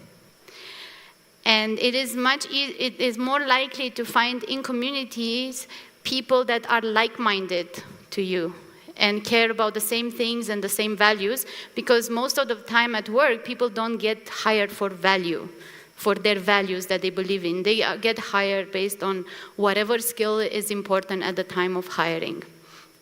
So so in communities I have, like PyLadies community, I have a lot of people that are, for example, at leadership level, and I can talk to them about leadership stuff. And you find these people in different various communities. There is a human in the loop community, also Python community. It's all about talking about large language model papers. I wouldn't otherwise really read all those papers, but it's part of this community. I can kind of like show up once a week, once a month, and then learn something. So there's all sorts of communities that can be helping you to stay present. Okay, so then I wanted to become a manager, and my manager said, you can become a manager. And then a colleague went to my manager, can you believe it? And a colleague went to my manager and told my manager, please don't make her the manager. I was like, of course, I did not know about it back then, because probably he would not be alive to tell the story. Anyways, so this is what this colleague told to my boss in 2018. My boss ignored him, and I became a manager. And I think here, one bit of advice, maybe in this situation, the colleague didn't tell me about this, but I think we all have well-intended friends, well-intended family, coworkers. When you say, hey, I have this idea, I want to do this, and then they will tell you, no, this is not something for you. I don't think you are going to manage to do that. And then the more you trust this person, the more likely it is that this kind of information will discourage you. I never really understood, I mean, now I do kind of, but the thing is, in Germany, when people apply for a job, they keep it a secret. They keep it a secret until they sign that contract. And I always kind of found that weird, like why is all this secrecy? It's like, look, nobody's gonna tell you anything about how good or bad your decision is if you don't tell anybody. And I have family like that, it's better like they know about things by the time I sign the deal, because otherwise they can deter me. So I think when you're on this path to leadership, you are going to face resistance, and you need to know what your value is and your capabilities are in order to be a little bit resilient to all of this good advice, and especially, for example, your own manager can give you good advice, especially when managers, it's sometimes people think they have to give advice, but it's better not to give advice, and not everybody knows that about advice. Anyways, so what did I do about stepping into leadership back in the day? So I actually treated it as a completely new skill. I was like, this is not something like, I don't want to experiment on humans, and you cannot really do, a pull request and then fix the bug and then oops, I told you to move to another city because I thought it was a good idea. I've actually seen a manager convince the colleague to move to another city for no reason. And this colleague moved because the colleague was from a country where it came from a culture to listen to the manager. And I was like, why would you? I told this one person, it's like you're playing SimCity with people now, right? Anyways, so I don't know if anybody remembers that game, SimCity, you can simulate stuff. Okay, so rewinding leadership mistakes can be quite hard. I think the main thing that you can lose, the hardest thing to rebuild that you can lose when you are like bad at this is trust. You can lose the trust of the people in your team. You can also lose the trust of your own manager or whoever put their trust in you. If you lose that trust, it becomes harder and harder to repair the higher you are in the pyramid I will call it the pyramid. Okay, so of course my colleague told me about the fact that he told the manager years later. Once he also said that he was actually surprised that I didn't actually fuck it all up. And I think I just want to highlight this. I highlighted this example actually because I would like to highlight this superpower that it's not very obvious, changing your mind and admitting it. I think in this age where everybody's opinion is a fact, and that's why people are very resistant to changing their mind in public. This is something, if you ever feel like, okay, I have to tell someone, you can always go to a person, like, I had a different opinion about you and I changed my mind about it. It's really nice. Try it out. Okay, so basically for me, this is really like inspiring to see, to manage to get people to change their mind about themselves. You hear a lot of the time when you try to tell a person, hey, give a talk at a conference. Oh, I have nothing to talk about. It's like, so you go to work every day and you don't do anything? No, I do stuff. Okay, but you can talk about that. So I think this is like a call to action for you all to give talks at conferences and so on, because you have stuff to talk about. Okay, and I think my main test for good taste of time on leadership is the sustainability test. A little bit, what still stands in the team a year later after you left that team. And again, a lot of people might think about what is your legacy, and humans, the legacy is making babies, but I think for leadership, legacy sounds very like me, I did it, I am, and then what stands in sustainability is about the team. Okay, so very quickly, AI. We are in the hype. So this is, I don't know if anybody is familiar with the Gartner hype cycles. So according to this hype cycle, next year it's all gonna flop. It's gonna be like the disillusion and so on. But until next year, we still have this year, half of it. And we are slowly, people are like, I think at the beginning of the year, 10x developer was promised. Now it's more like 0.2x. And it goes, converges to negative or whatever. So, but the thing is, even though this is happening, I think still it's valuable to have an informed opinion about how AI works. And because then you can say, no, I don't want to do it. I tried it, and I have information why it doesn't work for my use case or whatever. So I will also share the slides. So last year, I'm a very anti-hype person. I'm kind of like those people like you can't, I'm very comfortable. I could also identify as a couch potato. So I'm a very anti-hype person. I have managed to stay out of Bitcoin and cryptocurrency and all that, and this is good. So last year, I was like, really didn't care about this all LLM stuff. I was using Claude, but like, autocomplete, and the biggest problem was that there was nothing out there that could inspire me to do anything else, because all of the meetups, all of the events were just men getting hyped and bragging about how amazing everything is. And I was like, I couldn't really identify with that kind of style and that kind of community. So it was really hard. But on the other side, I come from Romania. You're told you have potential, you study hard, you can achieve great things, and you should never be under your potential. So I was like, okay, I actually have studied AI and all that, so I theoretically should know all these things, and then people tell you, you could like do this thing. And I'm like, okay. Anyways, so I use my little loop to engineer for myself, to kind of get me out of my potato mode.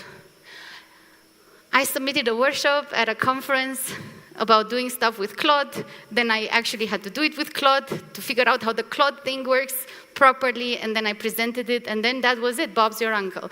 So I did that, but then I was interiming as a team lead in a team, and the team was skeptic, and a little bit, I felt like we have to get a little bit out of that space. So what did I do? I basically managed to get the people in the team to be a little bit using AI and curious about it.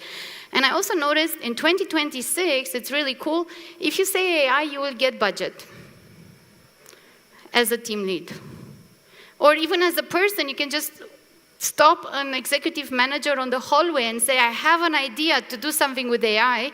They were like, oh yeah, cool, we will remove some of the work that you have and we'll give you time and space to do that. Use that, So in our team, we didn't do the AI to become more efficient. We actually used it to make space for cool stuff. So, and then inspiring, I basically teach others to do agentic stuff, and that keeps me again back in the loop. So why did I want to convince the team to get on with the AI thing? Is a little bit, I did it because I thought it would give them options, career options. Even if AI is useful or not in the way that it's advertised, the jobs that are appearing on the market require AI skills. And staying in a job and not trying to have a critical opinion about that is very hard. You get stuck in the jobs that you have and there's fewer and fewer jobs, so there's very niche, there are domains where you can get away from it, but also you can say, well, it's actually not working and not doing it, right? Or find out the boring part of I'm not doing cool stuff with AI, I'm doing boring stuff with AI. Why would I do the cool stuff? The cool stuff, I do the cool stuff. So all of this, okay. And I think I saw there were some people that are in leadership roles. If you're working in a tech company and you're in a leadership role, you cannot really say, I'm not going to understand this thing. So I used to be someone that believed that leadership doesn't need to be hands-on anymore, and it's better if leaders focus on the leading part. But honestly, if you want to tell your team that you have to do stuff with AI, but you have no idea about how the whole thing works, you're going to get the team in the wrong direction. Plus, it's like nobody's going to really respect your opinion anyway. So all the leaders in tech, I think, need to get agentic and agent literacy to kind of be able to have the conversations, because they are the ones deciding where the budget goes and so on. And you cannot make, then otherwise you avoid making so many bad decisions, and you remember rewinding bad decision is hard. Okay, so for everybody else, I think, how do you learn AI? So I think I'm going to tell you, like, try it out, experiment. Hope you like my duck. And basically, I think whatever you do, the goal should be not to be efficient. The goal should be to have your own opinion, informed opinion. Because there's so many people out there that are really good at telling their opinion to everybody and shoving it, and like you're going to be like playing tennis. I like it. No, I don't like it. I like it. No, I don't. It's good. It's not good. So make your own opinion for your work. Where does it work? Where it doesn't work? What are the limitations? Okay. And another thing that I hear people complaining about is that there is no playbook. There is no playbook at running your company in the age of AI. There is no playbook at running your team in the age of AI. There is no playbook at doing AI. If you talk to someone if you listen for speakers from Anthropic, from the other one, OpenAI, sorry. If you listen to them, they actually have conflicting advice on how to use AI. So how to do agentic engineering. They have like when they go into details, it's sometimes conflicting. So I recommend this book. And if you were at Irit's talk on the first day, not having a clear playbook opens up a world of possibilities, the sublime. Okay, so think about all the opportunities. But my other favorite book is Rest is Resistance. So I do recommend that while your agents are working, you chill. Don't do that thing where, oh, my agent is working, I'm going to have another agent working on another thread, another agent working doing something. Go do your thing, like read a book, you can knit, you can do the laundry if that's your thing. Okay, so because if you're just doing it to get faster at work, you're going to create an impossible society. And there's also a community, it's called the NAP Ministry, which you can join. And be mindful about who invented the grind culture and for what purpose. If you don't want to be that, then resist. Okay, so closing, I hope we have a lot of bracelets at the conference, so I don't know if you've noticed, but between accepting and leaving a bad situation, I think there's also the possibility and the opportunity to change it. And this is something, of course, I would love to remove myself from all the bad situations, but sometimes it's not possible. We cannot just change every job that we have and so on, and we might need to fix it. And for this, I think the leadership skills come into play at whatever level you are in your career, because you need to be able to have a strategic perspective on the situation so you can kind of find that best fix. Because I think sometimes we are like not seeing the forest because of the trees, and we need to step up. Last advice maybe. That was my loop, fixing and learning and inspiring, and I invite you all to think about what is your loop. Think about all of the situations when you sat down and started learning something and you stuck to it, what helped you, what didn't help you, and reflect, and you can engineer yourself. Of course, it's much easier to fix other people, but I think the fun part is, engineering that you are the one you want to be.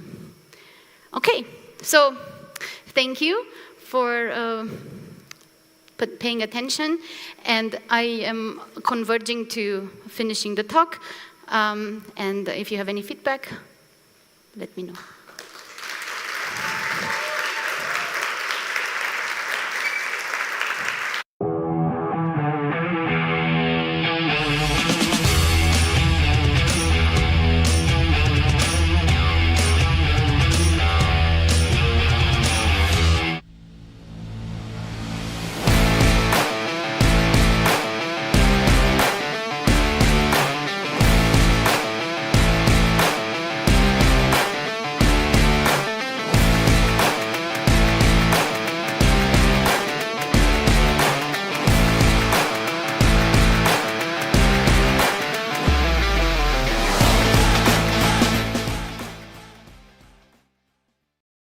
agents. at some point?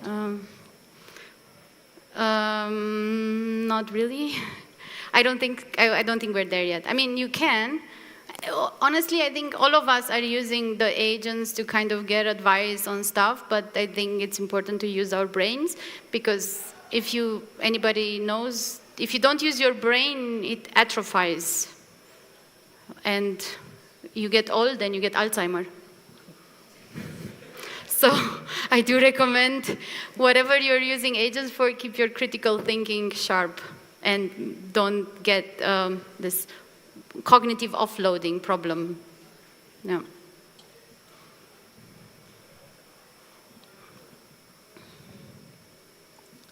And a way to avoid Alzheimer is practice art.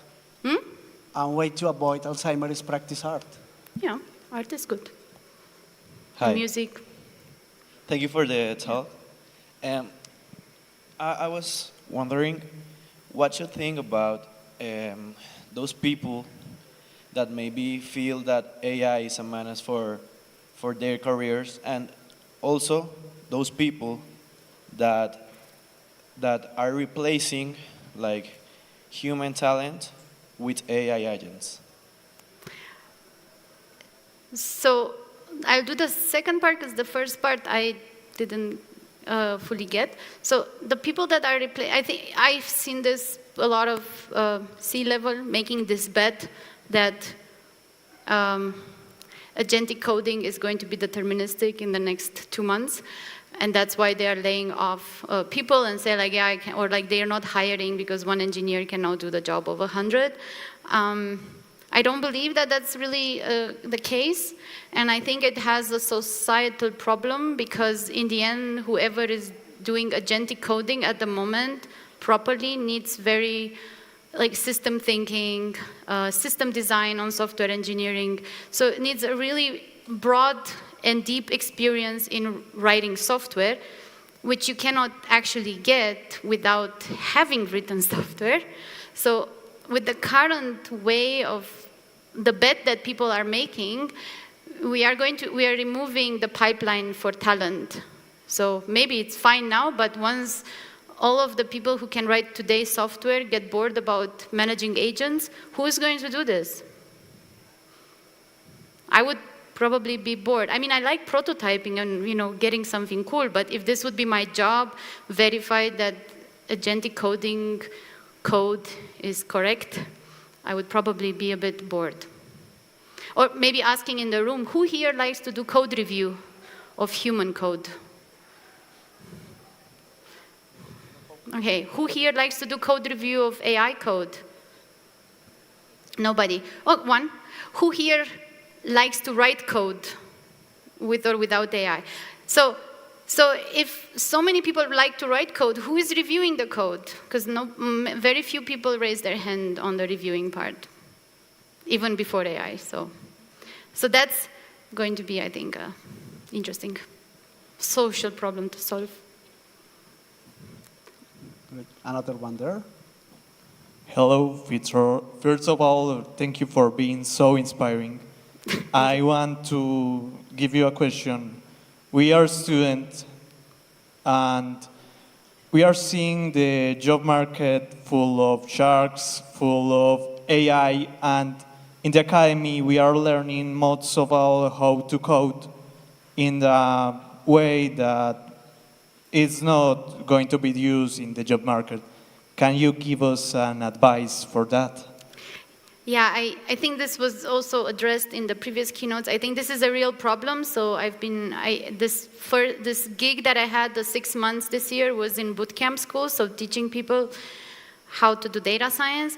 And I definitely noticed the difference to 2023 when I left. It's so much more work to stay motivated to actually learn something when you have this low-hanging fruits that the AI could do it really easily. But on the other side, nobody's going to hire vibe coders. So you need to find, I think, how do you get that motivation and solve problems and do things the human way, and then do it also with AI to see how the AI does it, what is better and what on, and then find, I would say, as a student, when I was a student, I'm a very social person, most humans are, and I could really only learn with other students. So I was learning in the cafeteria, not at home. So form yourself circles and groups of students, find the people that you learn together and practice together and motivate each other. Great. And I think there was one here. Yeah.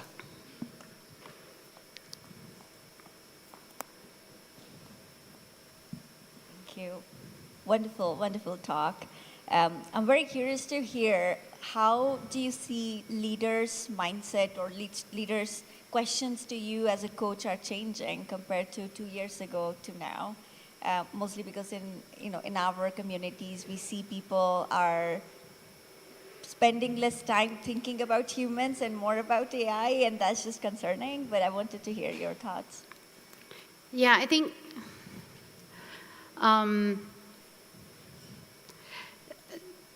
so one of the problems that we have, I had a slide, I removed it.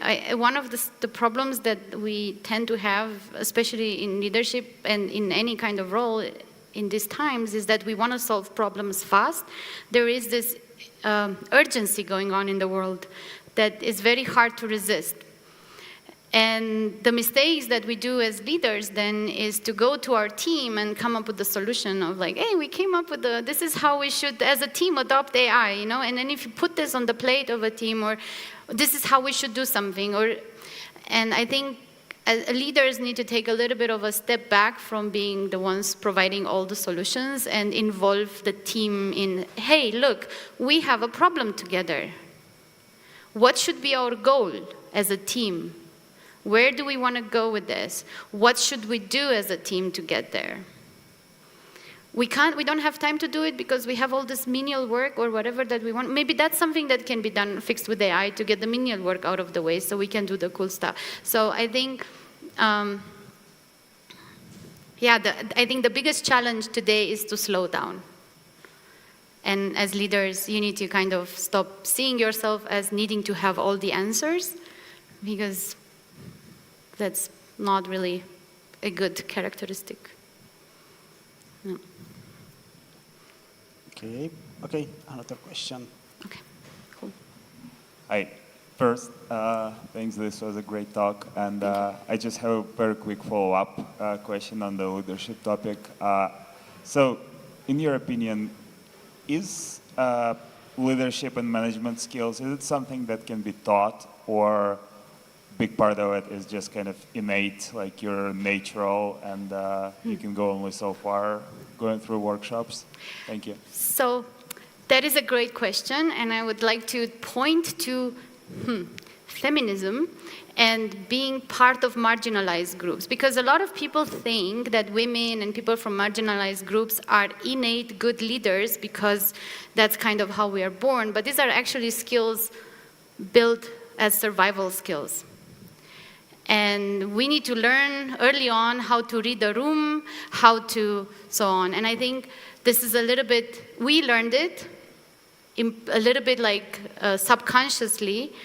So now some people, other people who are more on the majority side in tech, they need to learn it less subconsciously. That's why I had in the slides being intentional, like what kind of leader do you want to be? And I think whatever you want, you need to deprioritize learning other things and make space for learning leadership skills.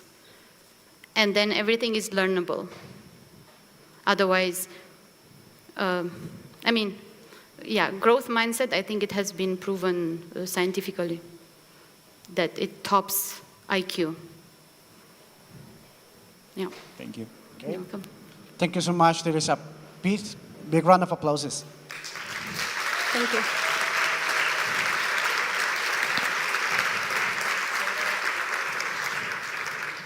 And now, do you like cake? Tortica, pastelito? Yeah? Okay, now is the time for the take a piece of cake outside of the room, so let's do it.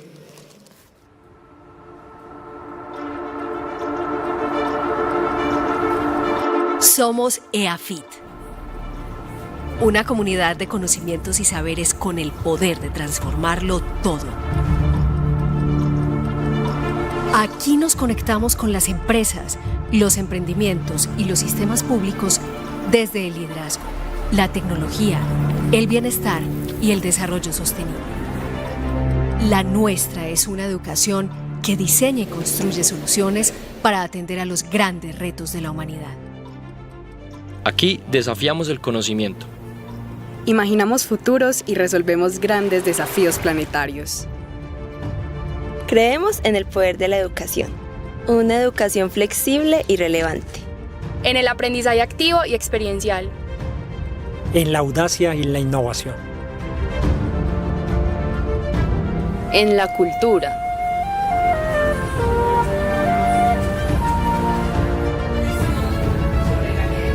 En la ciencia y el humanismo. En la inclusión y el pluralismo. Y en el liderazgo temprano. Para transformar el mundo.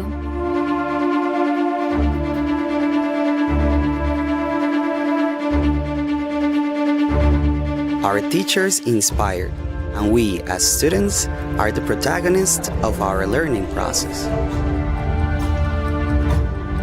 Somos un gigantesco tejido conformado por miles de personas y organizaciones que transformamos el mundo todo el tiempo. Y así es como lo hacemos. Toda la vida me preparé para entrar a la universidad y que ahora EAFIT reconozca mi excelencia con las becas talento me hace muy feliz, porque no solo va a transformar mi entorno, sino que también transformará la vida de las personas que me rodean. Yo trabajo para la misión Artemis. Esta misión es la que se va a encargar de llevar al ser humano nuevamente a la Luna para posteriormente llegar a Marte. Soy graduada de EAFIT y como yo, miles de personas estamos transformando el mundo desde distintas latitudes. Yo creo que exactamente ese es el objetivo de esta universidad, construir cada día la mejor versión de quien la habita. Pero al final, EAFIT es y será producto de quienes decidimos vivir. Para nosotros, educar implica también incidir en el entorno desde la ciencia, la tecnología y la innovación. En EAFIT ponemos el conocimiento al servicio de la humanidad. Cuando sea grande voy a ser científica. Ser como esa profesora que está enseñando en la escuela, ciencias entre montañas. Estamos en Guatapé, probando a Serena, una lancha electrosolar que diseñamos y construimos con nuestros aliados. Porque en EAFIT creemos en el desarrollo sostenible. Amamos investigar y pensar en soluciones creativas y disruptivas. Pero no transformamos la sociedad solos. Nos conectamos con las empresas, los emprendimientos y los sistemas públicos para construir el futuro desde el presente. Hemos desarrollado estructuras para revolucionar la filtración, los dispositivos médicos y la cosmética. La academia y la empresa nos hemos unido para llevar estos desarrollos a otro nivel. En este momento, en el Centro de Emprendimiento de Impacto de la Universidad EAFIT, se encuentran decenas de emprendedores y empresarios que conectan el tejido empresarial del país. Nos interesa el futuro. Trabajamos de la mano de las organizaciones públicas por la innovación educativa. Y claro, una universidad evoluciona con los nuevos escenarios que hacen historia. En Nodo, transitamos la frontera entre humanismo y tecnología. En EAFIT entendemos la salud y el bienestar como un aspecto verdaderamente emocionante de la aventura humana. Trabajamos cada día para decodificar el futuro del cuidado y la salud. Con nuestro proyecto humanista, acogemos la amplitud de saberes, comprendemos los fenómenos sociales y nos preguntamos por lo humano.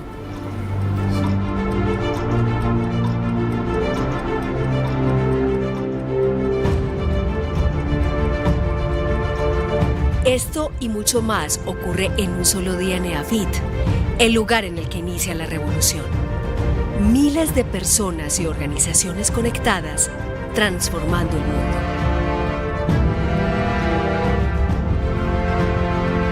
EAFIT inspira, crea, transforma.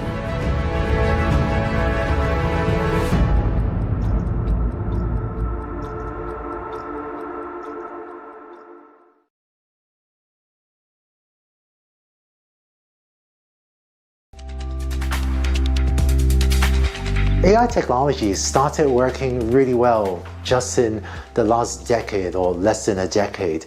And as a result, as of today, there's still many ideas for exciting and valuable AI projects that many different companies want to do and I think should do. Unfortunately, there just is not enough AI talent in Silicon Valley, in the United States, or frankly, anywhere in the world.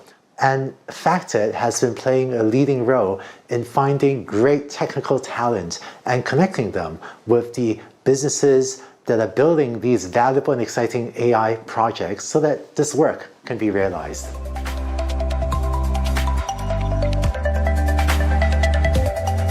The global shortage of AI talent today means that many valuable projects, great ideas, are unfortunately being delayed, and CEOs, CTOs, technical leaders are unfortunately frustrated at these delays that valuable work just is not being done yet. And so I've seen many companies where CEOs felt that product and revenue initiatives were not proceeding at the pace they wished just because of the lack of talent to drive forward AI projects. What FactEd has been doing is build up a workforce that works in or near the different US time zones, and so the FactEd teams can often work alongside the US engineers and have continuity of time zone and have teams work hand in hand to advance these projects.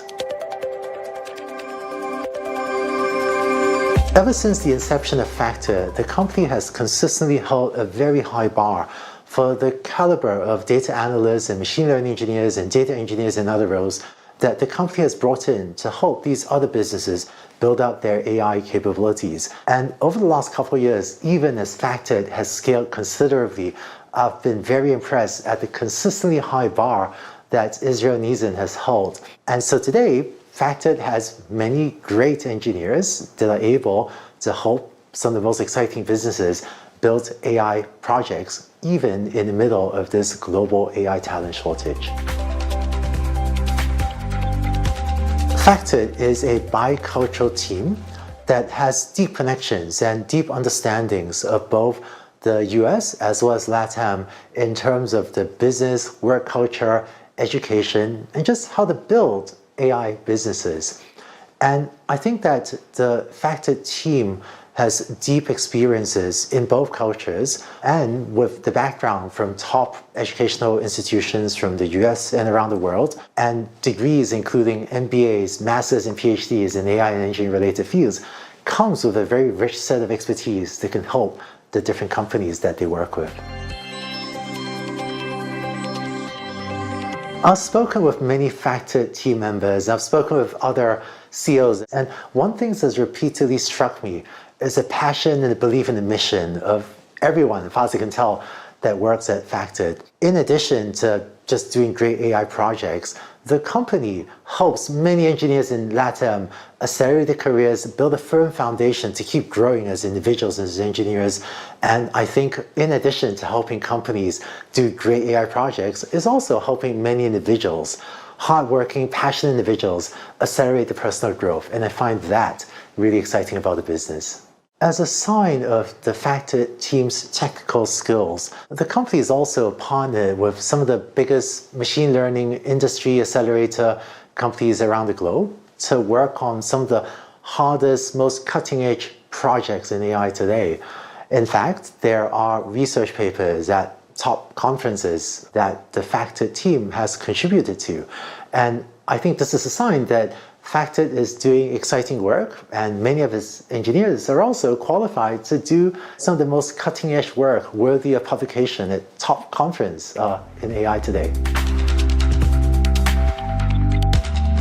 Because of the large set of customers that FactEd work with, it has done successful projects in a pretty diverse set of sectors, ranging from fintech to marketing optimization, to supply chain optimization, to retail and other sectors.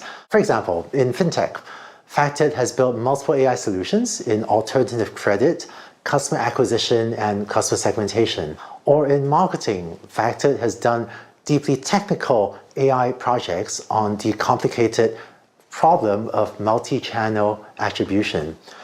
Because the team works on such a diverse set of projects, it gives it very broad expertise and visibility to help tackle many different AI projects. To the great engineers in Latin America, Facted offers a place where you can access world-class training and also work alongside other amazing engineers on simulating real-world projects for global companies. And to the companies based in the United States or elsewhere, the executives and hiring managers looking to bring on outstanding, highly vetted engineers to accelerate your AI projects, I think Facted offers a wonderful choice. That means you don't need to keep your projects waiting anymore. With Facted, you can get going quickly with high caliber engineers and get the AI projects you want done. I'm really excited about the rise of AI in Latin America. And one of the reasons I'm excited about Facted is that as a company, it doesn't only help individuals accelerate their careers, it doesn't only help businesses get AI projects done. It is also committed to helping with the growth and development and to contribute back to the Latin American region. In fact, the CEO of the company, Israel Nizan, is from the region, and I've spoken with him many times about this, and I know that his heart and soul, and the heart and soul of many team members, and in fact of the whole company, is to do great work, and also to always keep on contributing to the Latin American region. So to all the great engineers in Latin America, if you want to do this work, and if contributing to the region is important to you too, I hope you consider doing your work as part of Facted.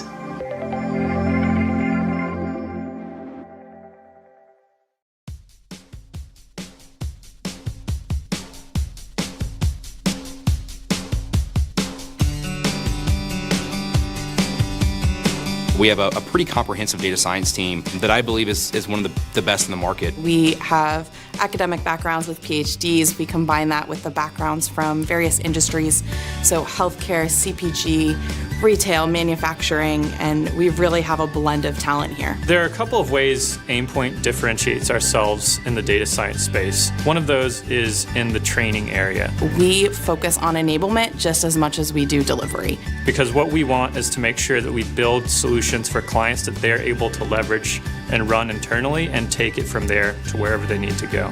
The other part of the Aimpoint difference is our sound methodology. And what I mean by that is our consultants and data scientists come from a variety of STEM-based backgrounds. We try not to look at the exact question that you're trying to answer, but rather how does that impact your overall business. The most important thing and the largest disconnect we see between industry and the scientific community is that solutions aren't always built to drive value. And what we're able to do is transpose that knowledge into industry environments, into business-facing data science problems in a manner that ensures scientifically sound builds and implementations that will drive value for companies. Our consultants join two critical areas together. One of those areas is academic knowledge, and the other area is practical business experience. One can't exist without the other and still drive value. One of the most important things when approaching a data science build is to keep in mind that big picture. We always like to bring our results back to how it impacts the business. By keeping the big picture in mind, we like to make sure that it's worth your investment and you get the most out of it. When I say true data science work, we do true data science work. And it's one of the best-in-class teams in the market at really helping clients operationalize that.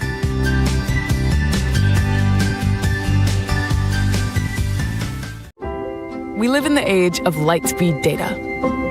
We can email anyone, stream anything, and virtually collaborate with people around the world. So why is moving money still so complicated? Unlike the internet, where networks and providers share a protocol, payment networks don't always work together. So even in a digital world, exchanging value across systems is still slow, costly, unreliable, and sometimes impossible. This is where we come in. Interledger is an open source payments network modeled on the internet that enables interoperability between financial systems regardless of underlying technology. It's not a platform, it's not a blockchain, it's a protocol, open, neutral, and currency agnostic. And when money moves like data, a world of possibilities unfolds. Banks can settle payments faster at lower cost. Neobanks and wallets can offer global access without global infrastructure. Fintechs can build across borders beyond closed systems. And anyone can get paid instantly, anywhere in the world. From real-time remittances to micropayments at scale, Interledger does for payments what the internet did for information. This is the internet of opportunity, where access is open, innovation is global, and value flows freely. Because when money moves like data, the world opens up. Interledger, the modern way to send payments.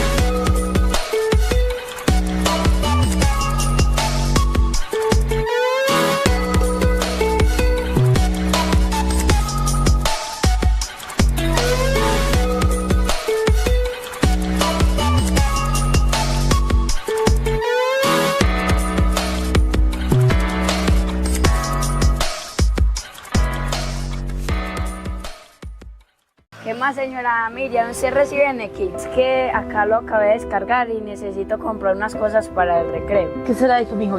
Ay, yo no sé. Nequi. Nequi ya tiene 26 millones de usuarios. Y en Colombia, en cada rincón de cada población, no sabe qué es Nequi. ¿Cuántas veces han pagado algo raro, útil, por Nequi? Hace 10 años nacimos en un salón de clases de AFIT, sin saber todo lo que haríamos juntos.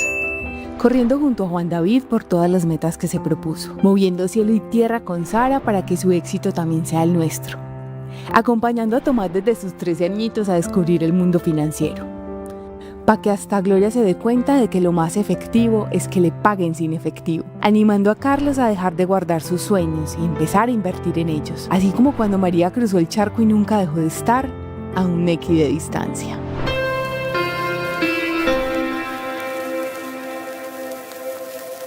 En 10 años cambian muchas cosas. En 10 años se escribe una historia y esta la escribimos a muchas manos. Con más de 600 colaboradores, con el grupo Civest, con nuestros aliados y proveedores, con los medios de comunicación, con los creadores de contenido, con más de 28 millones de personas que nos recuerdan por qué hacemos lo que hacemos, por qué somos lo que somos, porque no nos cansaremos de decir gracias. Porque si llegamos hasta acá, fue gracias a ti. Gracias a todos.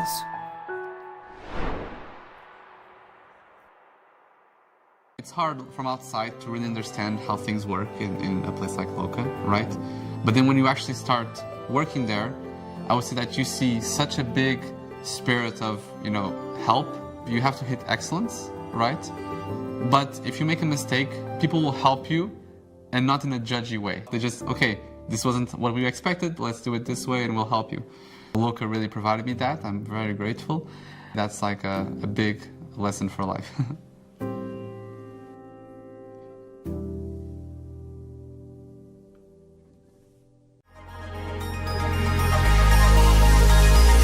So my name is Scott Love. I'm the CEO of Lovelytics. We're a data and AI consulting firm that's focused on the Databricks space.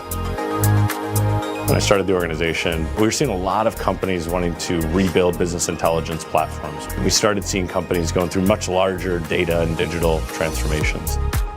That's where we became one of the first data consulting partners for Databricks. People are making huge investments in AI today, and our job is to make sure they realize the value from those. A lot of people think it's as easy as developing chatbots and other things internally, but there's just so much more we can do today. Whether that's working with Sony Music, one of the leading music agencies that are out there, or whether that's with Domino's, to be able to rethink how they're going about interacting with those customers. And that starts with all the smart people you work with. The first employee we had was Lax Chineri. He's still with the company today. Now, to see where we have over 550 employees and working with all sorts of Fortune 500 companies is remarkable. One of the first things I'm most proud of is collaboration. If someone runs into a problem on a project, they can call anybody that they have here. It's all about that teamwork, and we facilitated this ability to collaborate together that I think is fantastic. The second is I'm very passionate about our ability to grow our own talent. In Latin America, we have a program called the Data School, and in North America, we have a program called Advance. Both of these programs are about us growing early career individuals and being able to expand their skill set. Everyone wants to work with the latest and greatest technology. Having this incredible partnership with Databricks has really led to people getting unprecedented access to work with Databricks to actually deploy some of their tools internally for them. We are at the forefront of all these companies going about driving outcomes using AI. You have the opportunity to come here and be absolutely at the forefront of that with the best technology, working with incredible people, and deploying these things that have never been done at different organizations.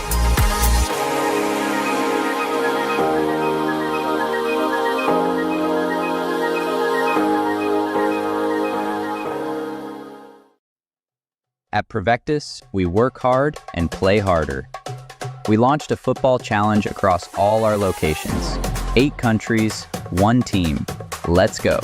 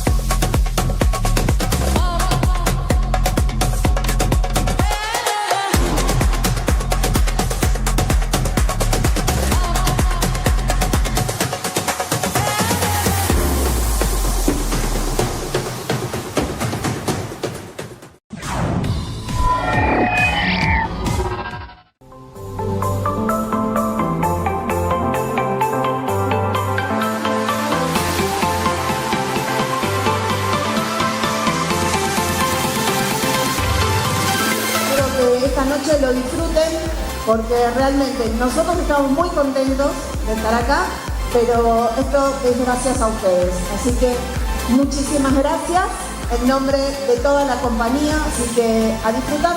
¿Sí? Gracias.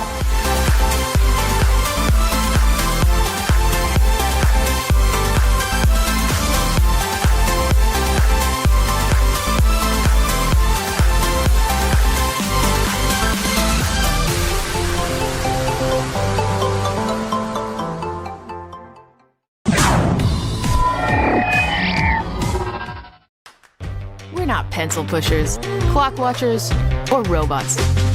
We're not copycats, box checkers, or wonters. We're movers and shakers. And it's okay to sit this one outers. We're extroverts, we're introverts, and everything in between-iverts. We're partners, builders, and triers. Here for our customers and our communities. Ready to embrace the unexpected, the messy, the challenging, to listen closely, to care deeply, to solve quickly, and to expand the good we do in the world together. We're Slalom.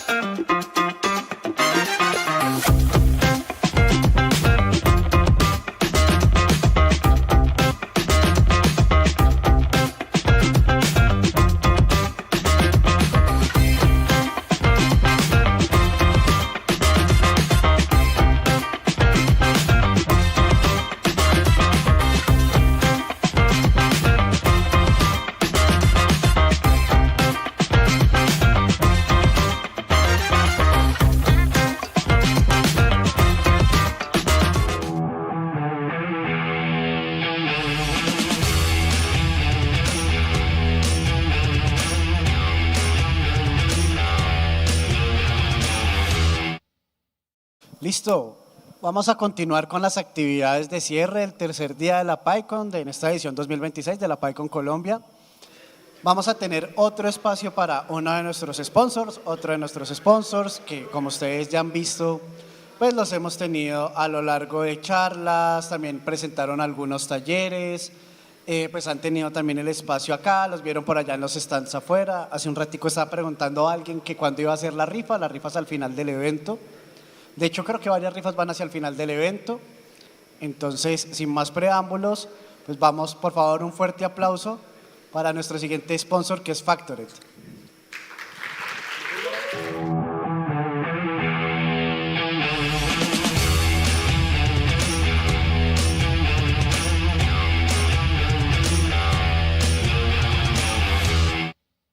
Por favor, otro aplauso para Miguel Morales, que nos va a exponer esta parte de Factored.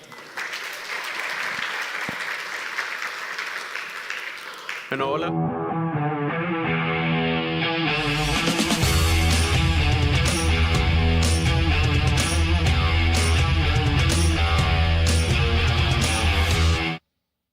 Introducir, mi nombre es Miguel Morales, yo llevo 3 años y medio, un poco más en la empresa.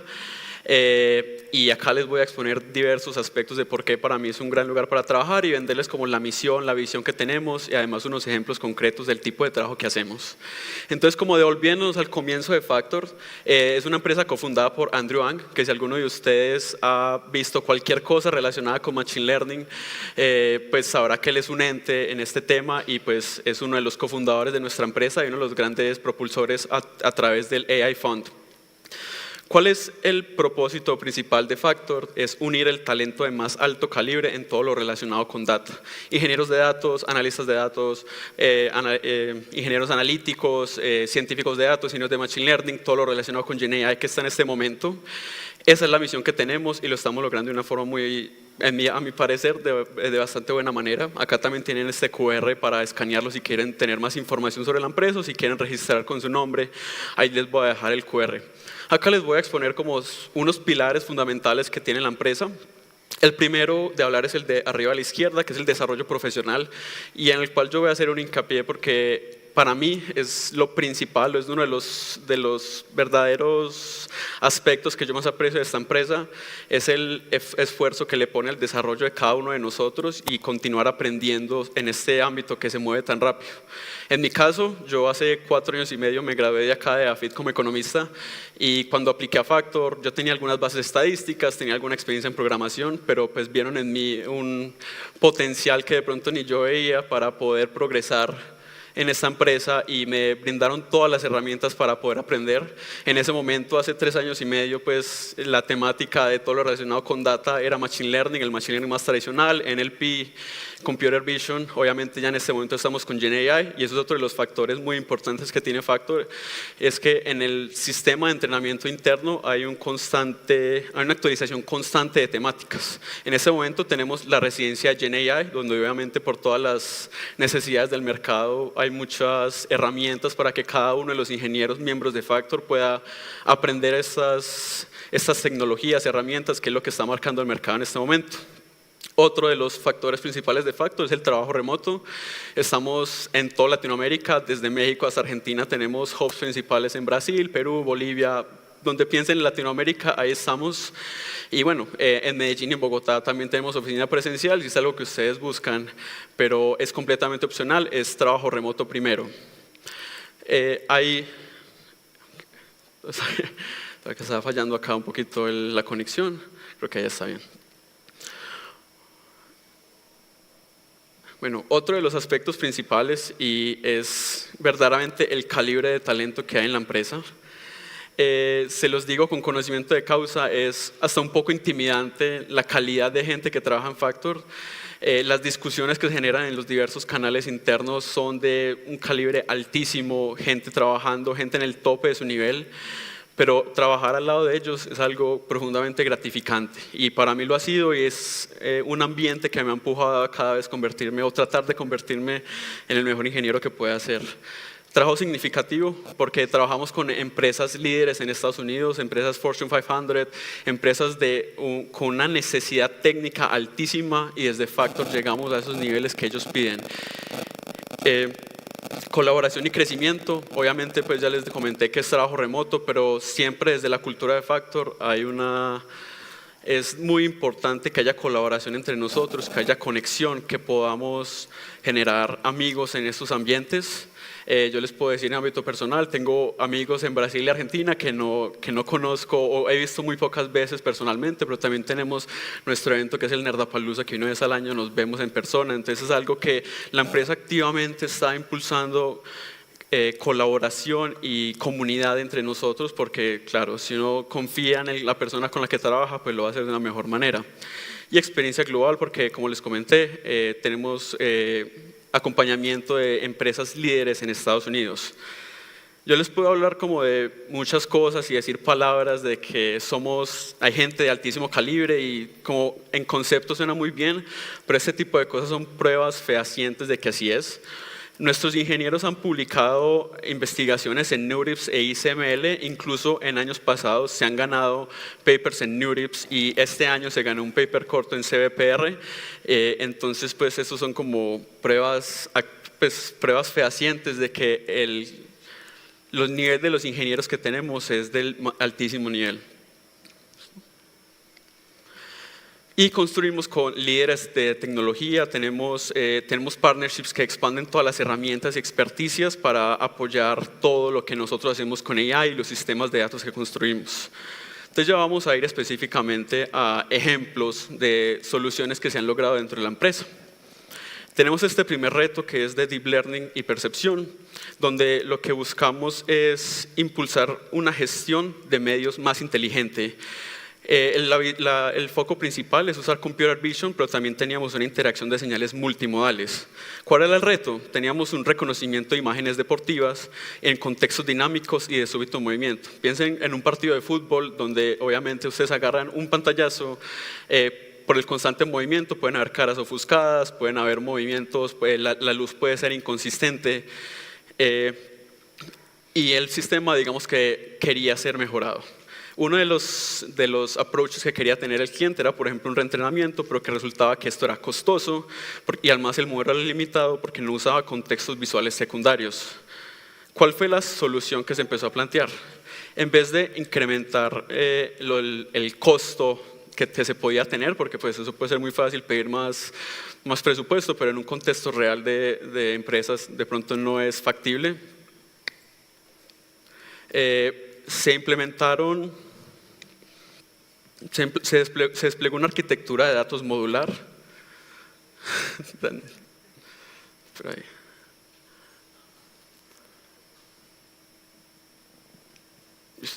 Se desplegó una arquitectura, de pronto como por acá. Bueno, esperemos que funcione así. Se desplegó una arquitectura de datos modular. Uno de los primeros aspectos que se hizo fue que se implementó reconocimiento facial en conjunto con OCR. ¿Qué es OCR? Reconocimiento óptico de caracteres. Esto lo que agarraba es, siguiendo en el contexto de un partido de fútbol, es que agarraba el texto digital, el texto que aparece en una imagen, digamos el nombre de la camiseta Messi, y lo pasaba a texto digital para que ya pudiéramos trabajar con él de una forma mucho mejor. Entonces también se añadieron mapeos de contexto para añadirle al modelo, como por ejemplo números de camisetas, tipografía y colores espaciales para poder diferenciar entre jugadores de una mejor manera. Obviamente esto lo hago en el contexto de fútbol porque de pronto es como lo más fácil acá, pero esto es en muchos aspectos deportivos de distintos ambientes. Y lo último es que se añadieron pesos dinámicos para ajustar umbrales de probabilidades en base de datos históricos del cliente. ¿Cuál fue el impacto? Que se incrementó 3 veces la precisión de identificación de jugadores.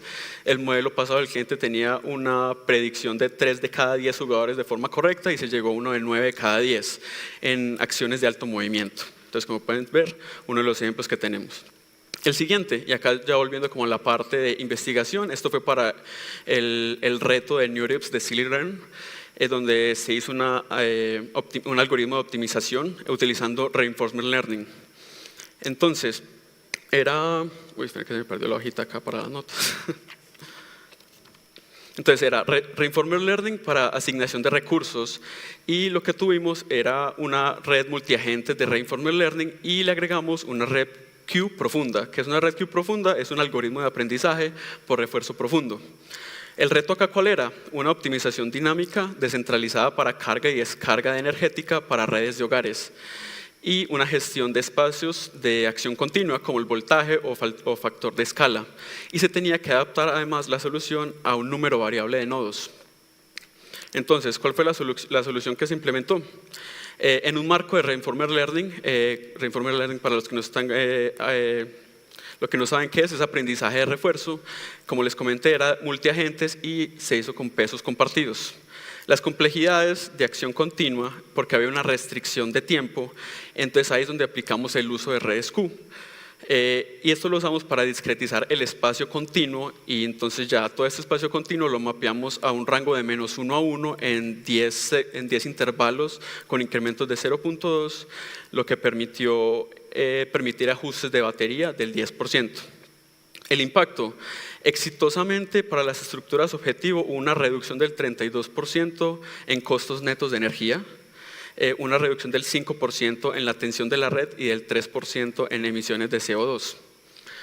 Ya el último caso que tengo para ustedes es un caso de detección de anomalías en sistemas de fabricación. Entonces acá tenemos como 3 herramientas que utilizamos: ingeniería de series de tiempo, agrupamiento no supervisado y orquestación de MLOps.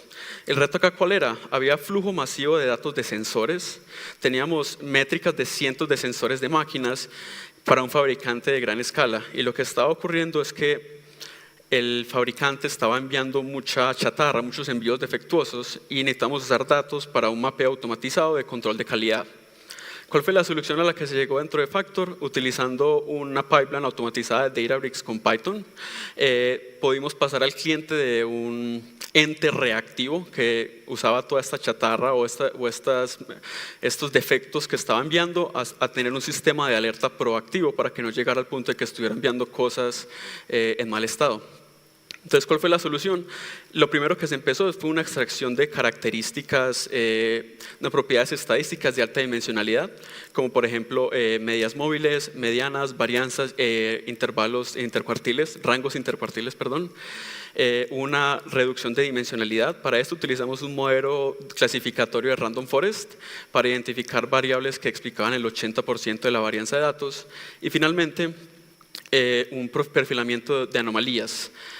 Acá se desplegó un modelo que denominamos como Isolation Forest por cada uno de los materiales y líneas de producción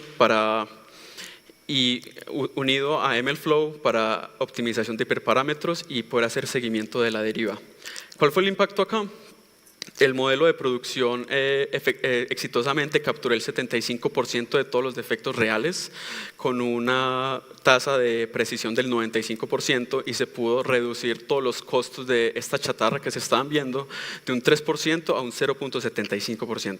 Entonces son impactos reales que se está teniendo. Ya después como de haber hablado de todo este impacto real que se tenía dentro de las soluciones que se pudieron llegar a Factor, solamente es como para recordarles que somos una comunidad de constructores y que queremos construir una cultura de ownership, de colaboración y de éxito compartido para que así entre todos en Factor podamos, pues, obviamente lograr estos retos que se nos presentan al día a día como ingenieros de datos, como ingenieros de Machine Learning, como científicos de datos, en GenAI, en lo que quieran, en los que estén interesados.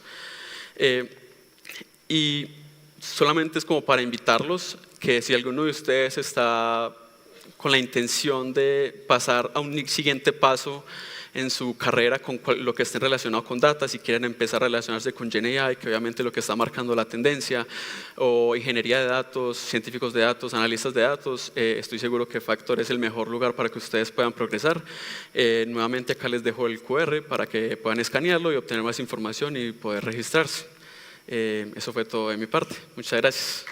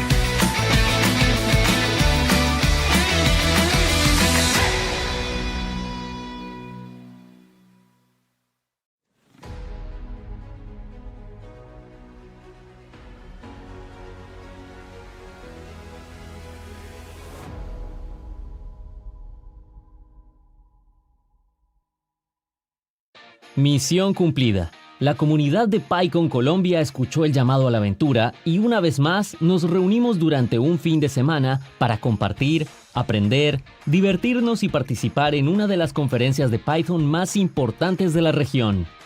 Durante 2 días de encuentro virtual, la comunidad de Pycon Colombia se reunió para escuchar a nuestros conferencistas, hacer nuevos amigos, conocer a nuestros patrocinadores y participar en nuestras actividades de formación.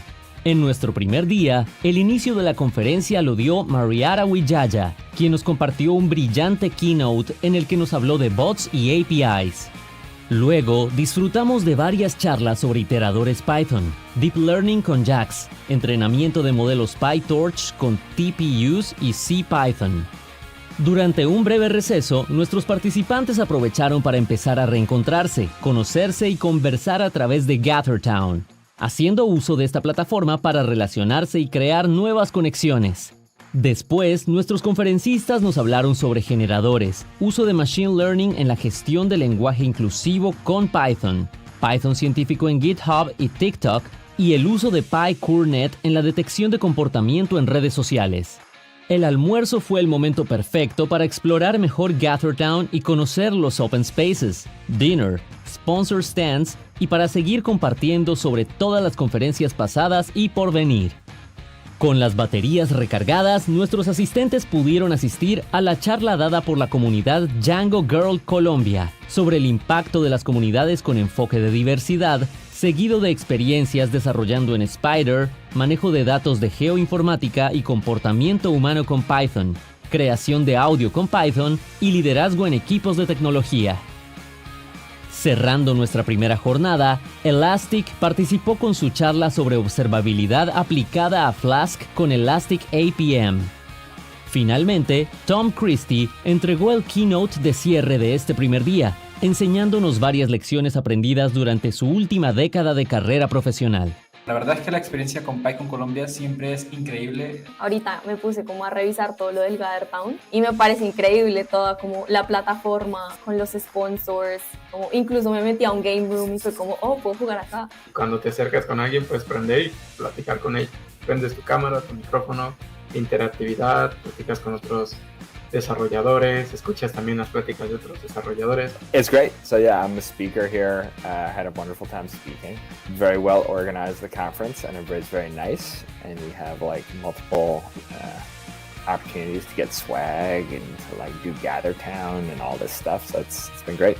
El trabajo que vienen empujando en Pycon Colombia es una referencia en la región. Tener una conferencia del nivel de Pycon en Colombia es algo que me parece de destacar. I loved the conference. I thought it's been great so far. And I've loved the graphics and everyone seems so friendly. Everyone has been so friendly. So it's been amazing. Y hay bastante diversidad de diferentes países, de la región o bueno, de otros países también. Me parece que está buenísimo el trabajo que están haciendo, cómo está creciendo la comunidad de Python Colombia. Estoy enamorado de la Pycon, he hecho muy buenos amigos. La Pycon Conference le muestra a la gente que quiere programar o a la gente que ya está programando que es posible hacerlo a través de este lenguaje de programación y llama a otros programadores de otros lenguajes a integrarse en esta cultura de la Python. Te compartan también sus repositorios y todo ello. También es una gran ayuda porque luego uno tiene problemas que probablemente a otro ya se les presentó y ya lo supieron resolver, entonces te saca de apuros, compartes conocimiento, compartes experiencias, puntos de vista, entonces me parece un evento muy interesante. Realmente tener este tipo de conferencias que dan la oportunidad para que gente con distintas capacidades técnicas, con distintos intereses, con distintos backgrounds culturales o de idioma o de país o en general realmente con distintas ubicaciones es crucial realmente para unificar la comunidad, lo que hacen que Python sea una comunidad tan fuerte y que tenga tanta gente interesada en aprender y seguir trabajando con Python. Al menos en mi escuela, por ejemplo, es un poquito extraño encontrar a gente aficionada a la programación, con la que puedes platicar, intercambiar puntos de vista de proyectos. Entonces siento que esto te abre también las puertas para platicar con gente afín a ti y escuchar también a proyectos interesantes, las tecnologías que usan y cómo las usan. Un networking entre las personas de diferentes ciudades, de diferentes países, incluso que trabajan en software. Nuestra principal tecnología es Python, entonces nos motiva mucho poder apoyar estas iniciativas y aparte va muy alineado con uno de nuestros valores que es Always Be Learning, entonces por eso nos entusiasma tanto estar aquí como patrocinadores oficiales. La Python es una muy buena oportunidad para unir desarrolladores, futuros desarrolladores o desarrolladores senior, porque diferentes perspectivas o diferentes temas que pueden ser tratados en la conferencia. Te permite crecer profesional y personalmente. Normalmente como desarrollador pues buscas información en internet, cursos y demás, y te nutres mucho de tu equipo de trabajo, pero sí es importante tener un...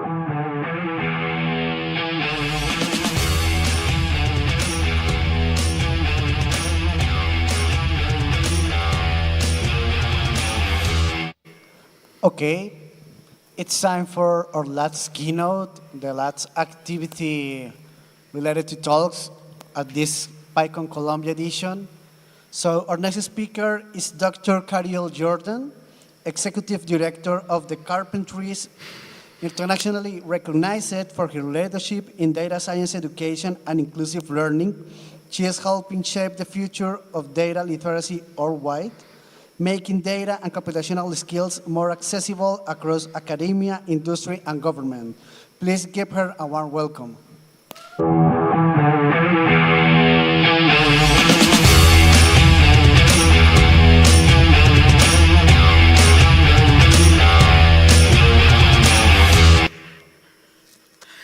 Buenas tardes, Pycon Colombia. Buenas tardes. It is such a privilege to be here in Medellin. My heart is so full. My heart is so full because of each and every one of you. And it's an even greater privilege to help close the 10th edition of Pycon Colombia. 10 editions. That represents 10 gatherings of talks, workshops, hallway conversations, new friendships, ambitious ideas, last-minute program changes, maybe, countless cups of coffee, sancocho, cervezas, arepas. Okay? And probably a few more pull requests submitted at the last minute, right? So I want to begin by celebrating the people who made this weekend possible. I celebrate you. Please join me in thanking the organizing committee, the volunteers, the speakers, the sponsors, the venue staff, the scholarship supporters, the interpreters, anyone who worked with this experience to make it what it is. Let's celebrate them. Aplausos, aplausos, aplausos. Yes, you deserve to be celebrated. Conferences like Pycon Colombia, they're built intentionally. And much of that work happens long before we arrived in Medellin. Someone answered the emails, someone reviewed the proposals, someone tested the microphone, someone raised money, printed the badges, they welcomed those nervous first-time guests. They made the scholarship recipients feel welcomed, right? And when the work that all of these organizers has done is done well, the rest of us just simply enjoy the conference. And that is the work behind the work. And that's what I want us to celebrate today, the work behind the work. And it's what I want us to carry forward as we imagine the Python community, and specifically Pycon Colombia, what the next decade will look like across this region. So before I get too deep, I need to know who's still here because it's 5 o'clock on the last day, so thank you for being here. How many of you, this is your very first Pycon Colombia? First time? Yes! Congratulations. Congratulations for being here.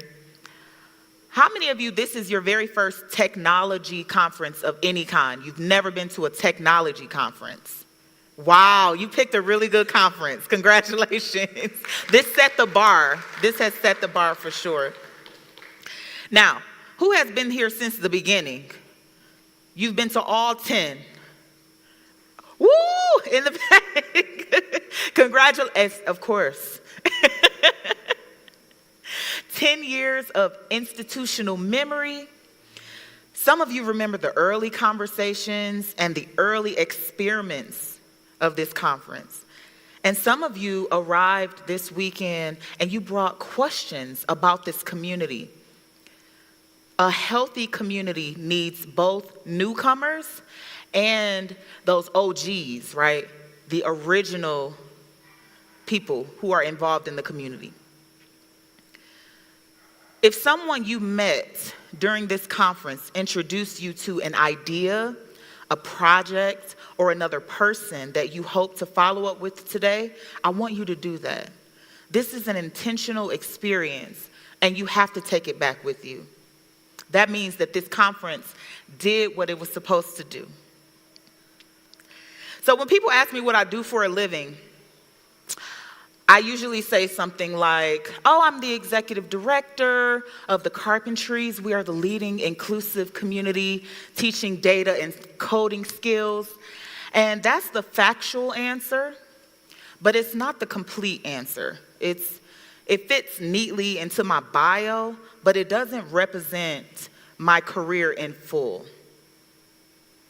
The more full answer for what I do for a living is I've somehow spent my adult life collecting communities. I'm a lifetime member of the National Society of Black Engineers. I joined this community as an undergraduate engineering student 20 years ago.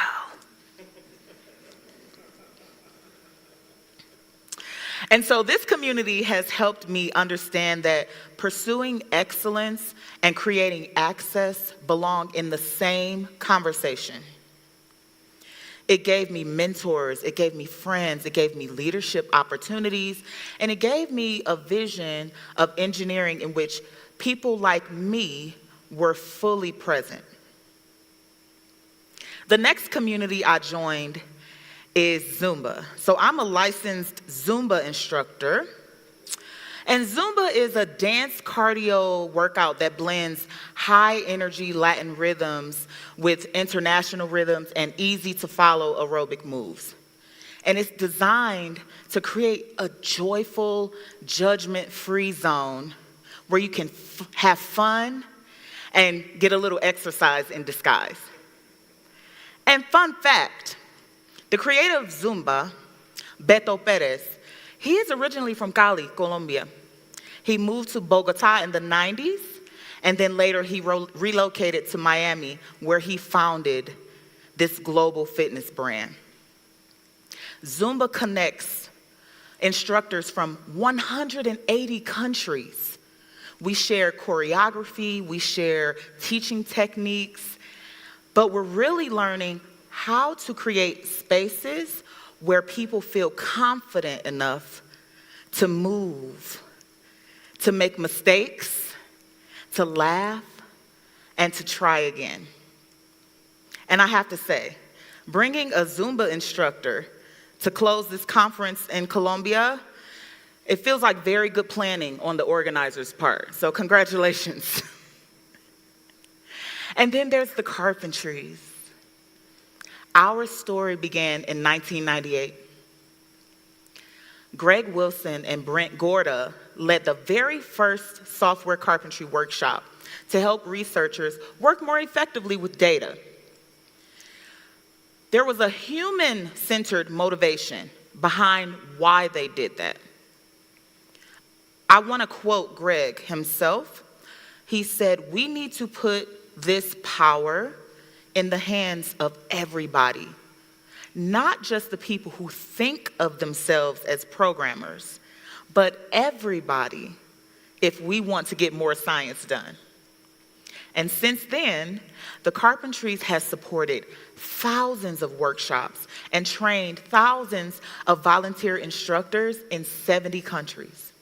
So if you are a Carpentries instructor, a helper, a maintainer, a learner, if you are a former board member, governance, if you've used our resources in any way, volunteered on the Code of Conduct Committee, if you've done anything to support the Carpentries, I want you to make some noise. Applausos, applausos, applausos. Thank you. I appreciate you. I appreciate you so much. Engineering, dance fitness, open source education. If you had asked 20-year-old Carrie whether these three categories would intersect somehow, she would have laughed. Yet here we are. I joined the National Society of Black Engineers because I wanted to become an engineer. I joined Zumba because I love Latin music and dancing. And I joined the Carpentries because I wanted to improve science, technology, engineering, and mathematics education. Community was the surprise that I found while I was pursuing something that I loved. And maybe that's true for some of you. Most of us do not wake up in the morning and say, you know what, I would really like to join the Code of Conduct Committee. That sounds like so much fun. Very few people say, I cannot wait to spend my Saturday reviewing documentation. I have yet to meet the person whose childhood dream was to answer the same beginner question in Slack for the 300th time. We arrive at community for other reasons. We are curious. We need to solve a problem. Maybe a friend sent us a tutorial. Maybe a lecturer told us to check out Python. We want to automate a part of a job that's really boring or we don't really want to do it. We want to analyze data, build a website, train a model, teach a class, contribute to science, find a career, or create something that does not exist today. The language draws us in, The people convince us to stay. So let's pause here and think about that for a minute. I want you to turn to someone near you, preferably someone that you did not know before this weekend.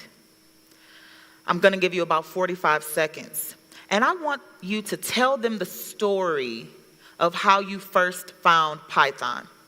Now, I don't want you to tell them how long you've been using Python.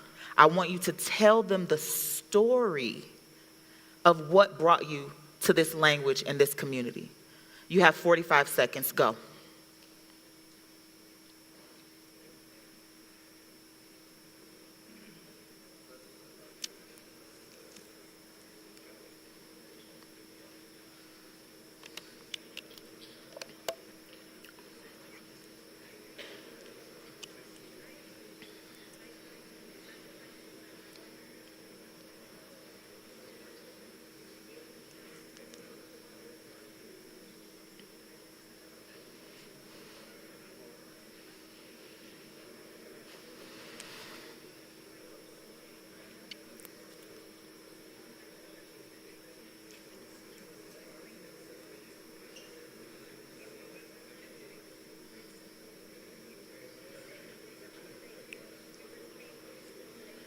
Five more seconds.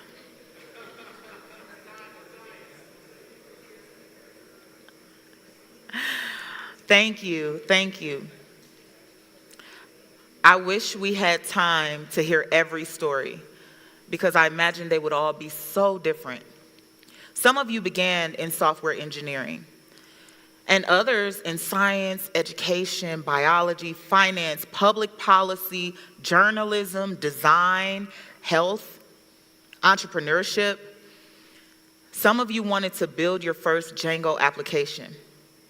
Some of you needed pandas to make sense of a spreadsheet that had become a personal enemy.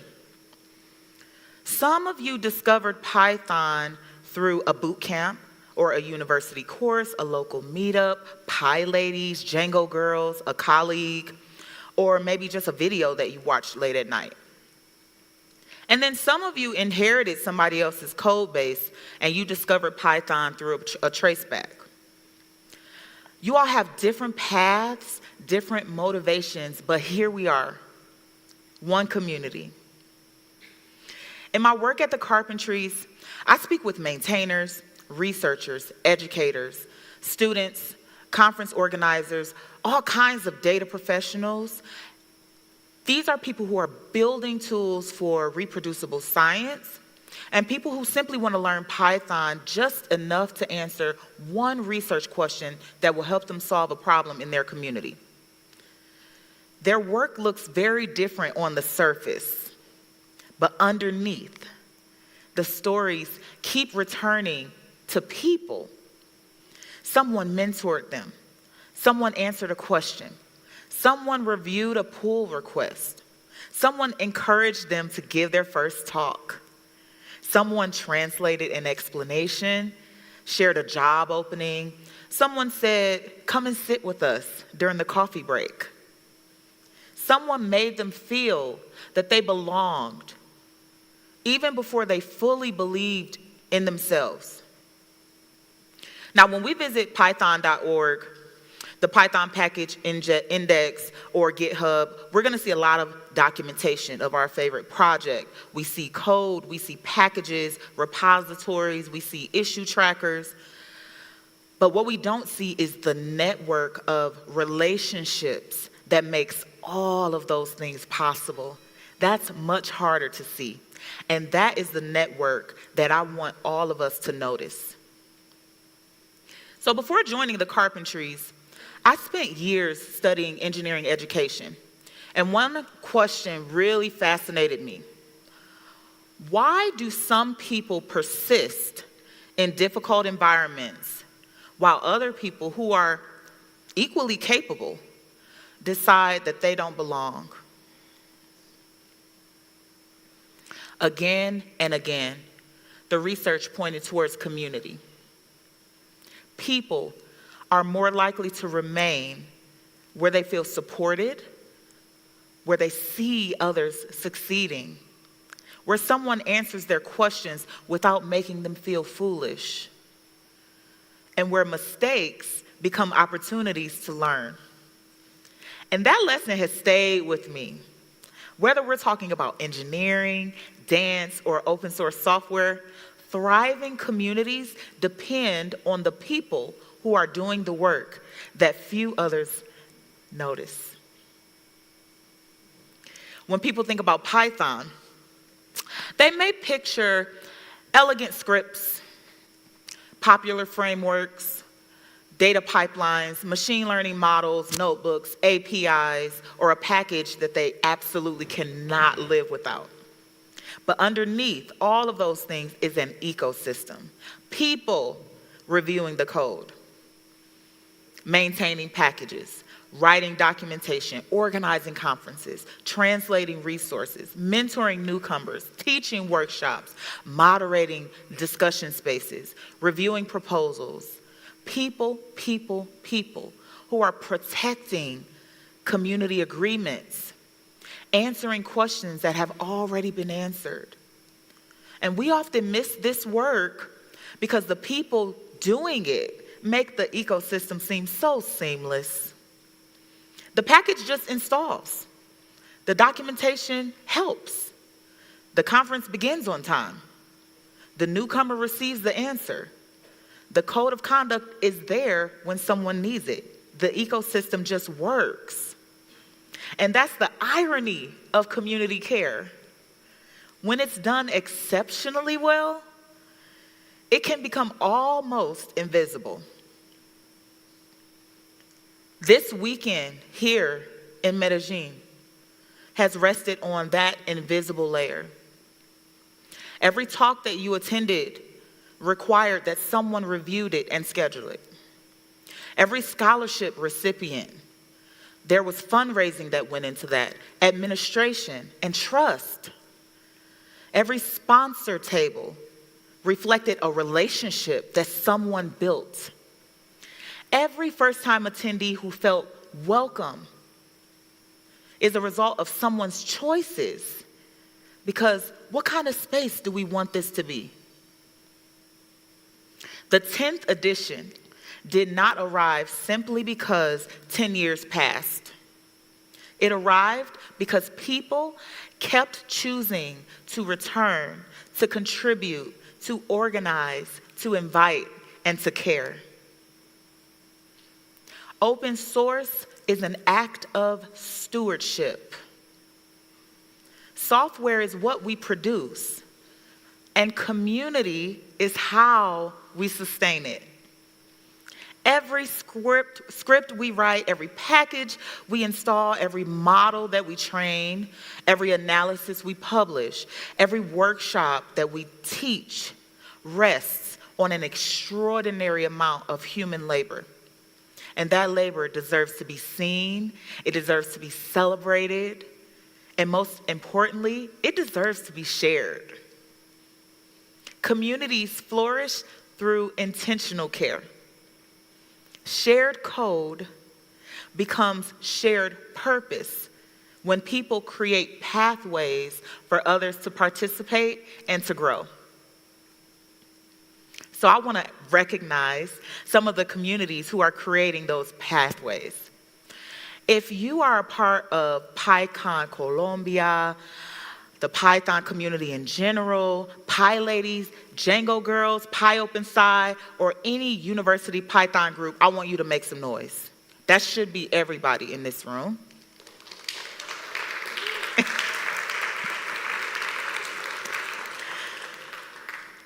These communities extend across sectors. They create role models. They translate knowledge into local context, which is my favorite thing to do. They support those first-time contributors. And then they build on varying levels of experience. That work shapes who gets to imagine themselves as part of Python's future. The future of Python depends on people. So every one of you in this room has a role to play. I want to introduce you to two people whose stories remind me that technical impact almost always begins with human connection.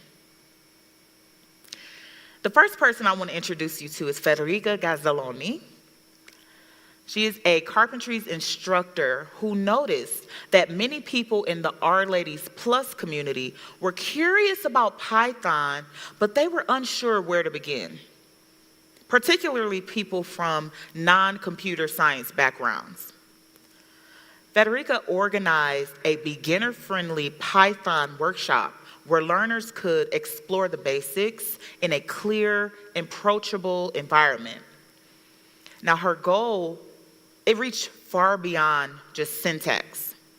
She wanted participants to build confidence, curiosity, and community. She wanted people who did not see themselves as programmers to take that first step and discover what they could create.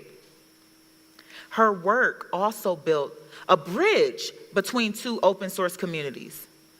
Participants could add Python to their toolkit and expand their possibilities instead of picking sides, right? R versus Python. We don't like that. Let me go stop. The second person I want to introduce you to, his name is Jay Miller. Black Python Devs was created by Jay Miller after seeing a trend of the same handful of Black developers speaking at conferences and taking leadership positions. These same developers began to experience burnout over time. So after attending Pycon US in 2022, he noticed physically there were a tiny number of Black people attending these conferences. Less than 0.1% attendees were Black. And he began asking Black Pythonistas if they considered giving a talk. And almost always, they said no. He asked why. I don't see myself in this room. I don't see myself as being a part of this community. So over time, he started a Discord channel. And he continued to invite more and more and more Black Pythonistas to this channel and to this community. And now there are thousands of community members all over who feel like they are now a part of the Python community. Now I want to place a third story on this slide, and this is your story. Earlier, you turned to a neighbor and you shared what brought you to Python. This time, I want you to tell your neighbor one thing that you are already doing to sustain the Python community. You have 45 seconds. What is one thing that you are doing right now to sustain the Python community?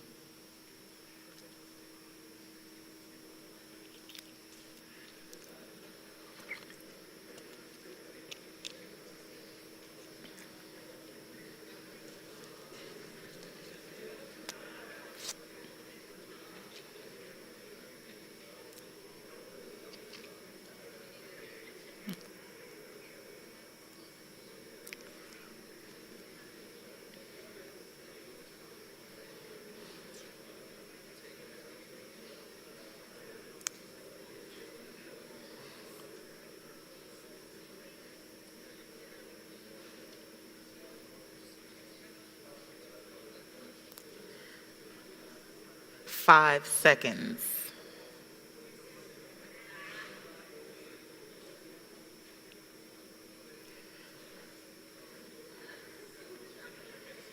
Thank you. So what I hope you shared is that maybe you'll follow up with a first-time attendee that you met this weekend. Maybe you'll volunteer to review a pull request. Maybe you will improve one confusing section of documentation. Maybe you'll mentor or be a maintainer. Maybe you'll share a scholarship opportunity. Maybe you'll invite a colleague to a meetup or even invite them to Pycon Colombia 2027. Maybe you will offer your first talk. Or maybe you'll help someone debug their code without making them feel small. I want you to keep that commitment. Keep it with you. The conference may be closing right now, but the work begins after we leave this room. As all of our beautiful keynotes have done, we gotta talk about AI. So I wanna shift gears for a few minutes because no conversation about Python's future is complete without talking about it. Several years ago, people asked me this question: should I learn Python or should I learn R? Today, that question sounds so different. It's a totally different question. Will AI write my code? Will it replace software developers or data scientists? Will anyone need to learn programming? What happens to newcomers when the first answer they receive comes from a model instead of a person? These are the conversations that I have with my board of directors and with educators across the carpentries community and the broader open source community. Generative AI, it can produce code. We know that. We have plenty of evidence of that. I think a more useful question is, what does our community need to cultivate right now? Let's think about this together. By show of hands, has a large language model ever given you a wrong answer with breathtaking confidence? Yes, exactly. It has confidence of someone who has never had to maintain the code that it generated, right? Generative AI can predict an answer, but communities cultivate judgment. I'll say that again. Generative AI can predict answers. Communities cultivate judgment. Communities teach us how to recognize when a solution is unsafe, biased, inefficient, inappropriate for the context, or simply invented. Communities carry local knowledge. They help us ask, who benefits? Who bears the risk? Whose language is supported? Whose data is represented? And who can access the tools? And those are questions that are especially important in the Python community, especially across Colombia. Those questions are what will shape us, and it'll shape whether AI is taught, deployed, and governed in their own contexts. At the Carpentries, we're asking these questions. We're asking what it means to teach programming when a learner can request an entire script in seconds. How do we help learners verify that output? How do we preserve curiosity and develop foundational understanding? How do we teach people to recognize a plausible answer that's wrong? How do we support instructors as their classrooms change? We're entering a new chapter in technical education. Prompting is one useful skill. Critical thinking, domain knowledge, collaboration, ethical judgment, and the confidence to ask for help are essential skills. And community makes those skills visible and gives people a place to practice them. So I invite us to ask, how can AI create more space for deeply human work? How can it help us teach, translate, document, discover, and collaborate with people while we remain accountable for the consequences? The Python ecosystem will answer these questions through its everyday choices. what projects we accept, what educators we teach, what organizations fund, what communities we reward, and then what newcomers experience. The answers should include the knowledge and the leadership that's represented in this very room. So I have one final question for you. All my questions, I know it's too many, but I have one more. When someone says the Python community, who do you picture?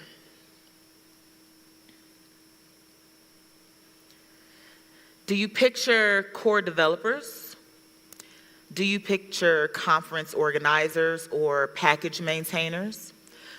Do you picture people with thousands of GitHub contributions? Do you picture the person whose tutorial finally made decorators make sense? Or do you picture yourself?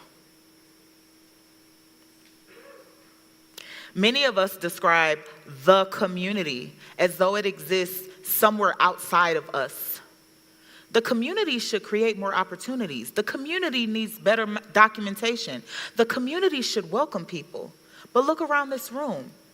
This is the community. The people joining this conference for the very first time, they are the community. The people who have sustained this conference across 10 editions, they are the community. The scholarship recipients are the community. The sponsors and volunteers are the community. The people watching from another city, the people streaming online, they are the community. And then the people who could not be here because of cost, caregiving responsibilities, visa barriers, disability access, work or distance, they are also the community that we must consider when making decisions. Communities are shaped through major governance decisions, but they're also shaped by ordinary moments. An introduction in the hallway, a thoughtful code review, an invitation to sit at the table. Come sit at the table with us. These moments are happening around us all the time, and you are being shaped by these moments, and you are shaping these moments in return. Pycon Colombia's 10th edition is a moment to celebrate community, continuity, and to practice imagination. Think about what had to happen for us to exist in this room today. Someone attended an earlier edition and decided to volunteer. Someone received support through a scholarship, and they decided to support someone else the next year. Someone heard a talk, and then they started a project. Someone met a collaborator in the hallway. Someone welcomed a newcomer. Someone returned as a mentor, an organizer, a leader, and that is how a decade is built. Now imagine the person attending this weekend whose work will shape the next 10 years. They may have delivered a keynote, or they may be sitting quietly in the back. I see every one of y'all in the back, just so you know. They may still be deciding whether or not this community is for them. What happens next, what happens in the next 10 years depends partly on what all of us do when we meet those newcomers. The next decade can expand who learns Python, who teaches it, who builds it, who leads its institutions, and whose problems receive attention. It can connect more cities, schools, companies, public institutions, and grassroots communities. It can strengthen Spanish language and locally grounded resources. It can create new pathways for young people. It can make Colombia's technical leadership visible across the global Python ecosystem. The people who build the future are already here in this room. So I began by telling you that I build communities and I collect communities. The Engineering Society, Zumba, and the carpentries. After spending this weekend with you, I'm honored to say that I would love to add Pycon Colombia to the communities that have welcomed me. Every open source community has its own language, its own traditions, its inside jokes, its heroes and history. The healthiest communities also share a heartbeat, and that heartbeat is generosity. I have seen generosity here this weekend. I have seen experienced contributors talking with students, people introducing themselves to colleagues in the hallway, presenters staying long after their talk is finished to answer one more question. I've seen sponsors investing in new ideas. I've seen people celebrating each other's work with joy, with real joy. And that joy matters. The laughter matters. The applause matters. The conversations that continue after we leave this room, they matter. I want you to know that your contributions matter. And your place is here in this community. The future of Pycon Colombia will be shaped through technical breakthroughs, but it'll also be shaped through the people who are choosing to invest in one another. It will be shaped when someone reviews a pull request with care, not speed, with care. When a mentor sends a follow-up message, when a maintainer writes documentation, that is how communities endure. Thousands of ordinary contributions accumulate into something extraordinary. Most of us will never fully know our impact. We may never know who found the documentation that we wrote, who learned from the workshop we taught, who stayed in technology because we answered their question. Our stewardship appears in what we leave stronger, clearer, kinder, and more accessible for the next person. So as you leave this conference, I want you to do 3 things. First, follow up with one person you met here, just one. Send them a message while that connection is still fresh. Second, I want you to thank one person whose work made your experience possible. As an organizer, a volunteer, a sponsor, a speaker, a mentor, a colleague, a scholarship supporter, thank one person who is responsible for you being a part of this community. And third, fulfill that commitment that you shared with your neighbor. Do one concrete thing that helps another person find their place in this ecosystem. That is the work behind the work. 10 editions ago, a community gathered around Python in Colombia and began building something together. And this weekend, all of you added another chapter. The talks will end, the badges will come off, the code, the ideas, the friendships and commitments. That is what needs to travel home with us. The language drew us in. The people convinced us to stay. The care that we show one another will shape what comes next. Pycon Colombia, thank you for welcoming me. Thank you for 10 editions of learning, connection, community. Thank you for every visible contribution and every contribution that's happening quietly behind the scenes. I want you to build the next decade together. Felicitaciones por esos 10 años. El futuro de Python lo construimos juntos. Muchas gracias, Medellín. Muchas gracias, Colombia. Thank you.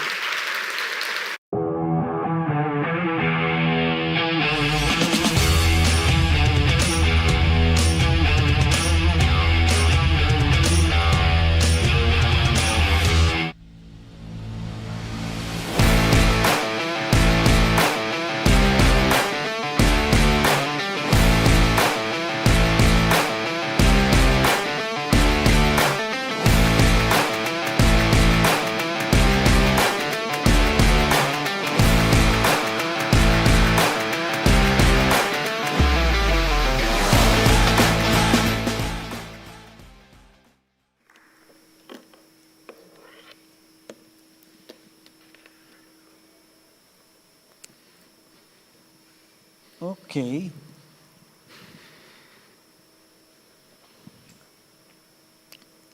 ¿Listos para la rifa?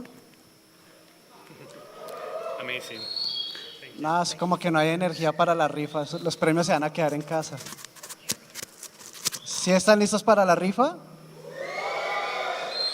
Un poquito mejor, un poquito mejor. Listo, vamos a preparar todo y ya vamos con las rifas.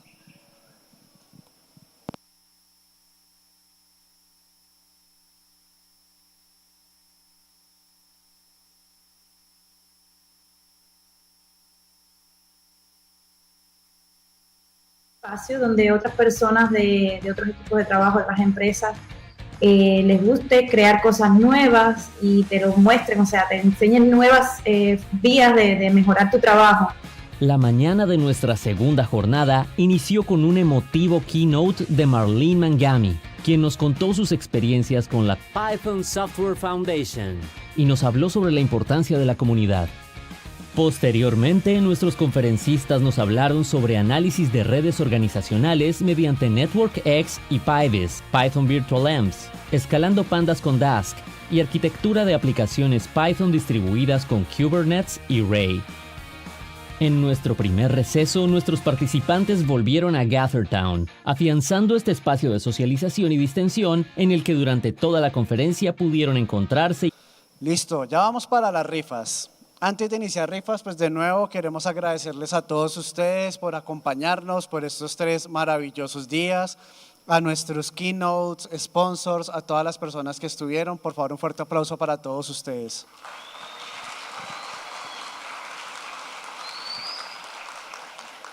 Y ahora sí vamos con rifas.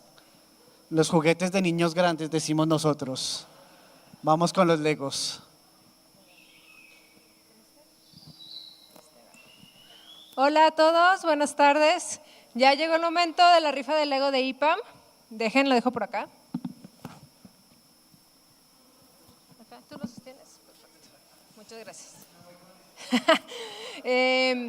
Listo, les cuento, como ya muchos saben, tenían que registrarse, obviamente, dejarnos su información, pasar por el stand y en total tuvimos 167 registros. Obviamente, tuve que limpiar por ahí un poco la base porque había algunos repetidos y ya después de eso, no funcionó la técnica. Después de eso tuvimos 149 personas. Lo que yo ya hice previamente fue sacar un número aleatorio de esos 149 y así es como saqué al ganador. Ahorita voy a nombrar el número y el nombre. Si esa persona no está, me voy por el que sigue, ¿va? Entonces, bueno, el número ganador fue el número 15, que es Esteban Sierra. Esteban, ¿no está? Ni modo. ¿Perdón? Esteban.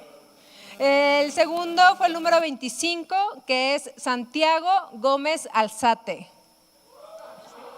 ¡Listo!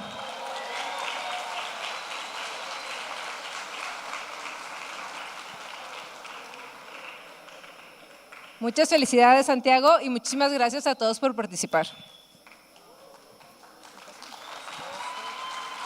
lo puedes entregar a él.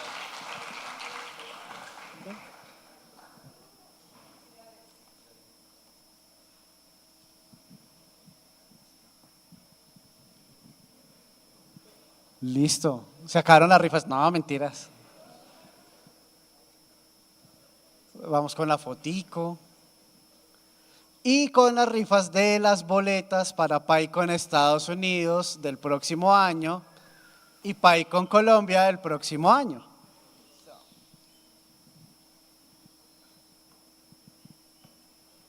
Muy sospechoso si la de Pycon Estados Unidos la ganamos nosotros. Nos exhibiste. ¿Cómo? Incluye la visa. Esta es un poco más difícil. Incluye el PDF de cómo sacar la visa.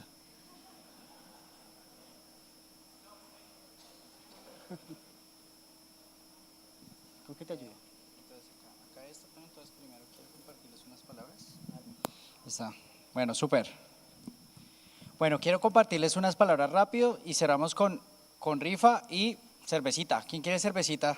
Yo estoy seco, Eso. Ahí se aplauden, ¿no? Qué berracos. Bueno, listo. Entonces, lo primero que quiero comentarles es el closing remarks. 10ª edición, un recordatorio anual de por qué hacemos esto. Esa pregunta la he tenido bastante, me la hacen bastante y quiero comentarles, porque queremos que Colombia se siga convirtiendo en un epicentro de talento a nivel mundial, ¿sí? Acá hay gente muy buena, muy tesa, a veces faltan son las oportunidades. Entonces, si promovemos esa cultura y traemos a las empresas duras, vamos a desarrollar más el país, ¿ok? Entonces, un fuerte aplauso para eso.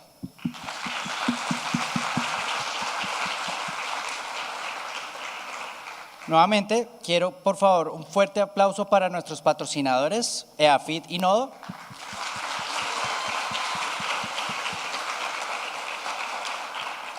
Para nuestros patrocinadores Platino, Aimpoint y Factor.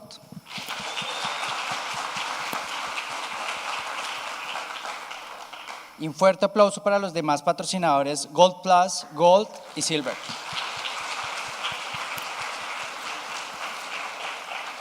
Es gracias a los patrocinadores, a ustedes como asistentes y a los speakers que podemos unir esos tres mundos y hacer esta gran visión posible año tras año. Ahora sí, de una vez vámonos a los premios. Entonces, ¿qué vamos a hacer? Hay una actividad doble. Hay una rifa, pero primero vamos a dar unos premios a unas personas que han sido destacadas y queremos reconocerlos. ¿Listo? Entonces, vamos a comenzar con eso. ¿Listo? Entonces, ¿están por ahí la persona de los premios? A ver.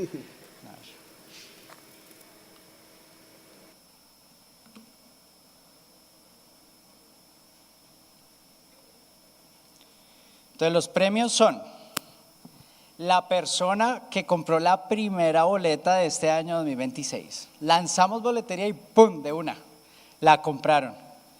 Entonces, el nombre de esa persona es, recuerden que tienen que estar presentes. Sí, ojo ahí. Esta no es rifa, es premio ya listo. ¿Dónde envío esto? Espérame.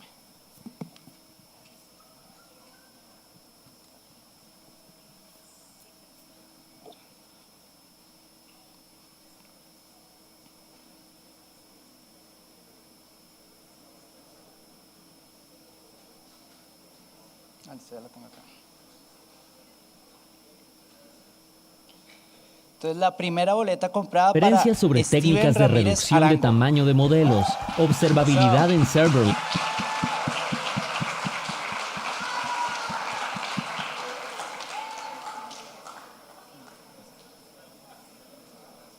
Eso, Steven. Felicitaciones.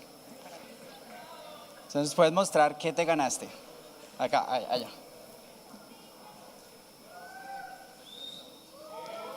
¡Eso!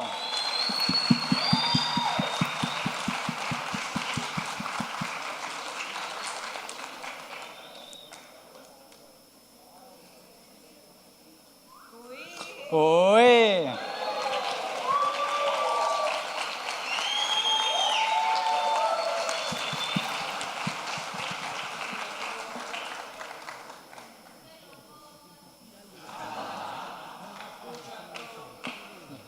Para el estreno el 24.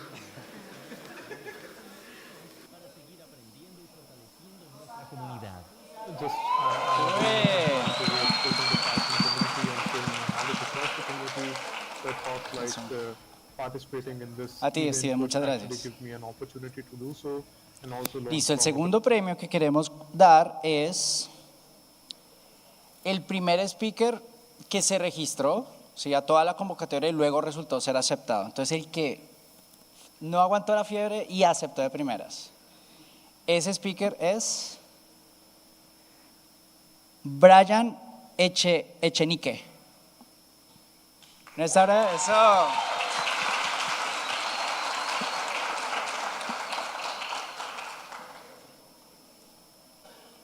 Eso, Brian, felicitaciones.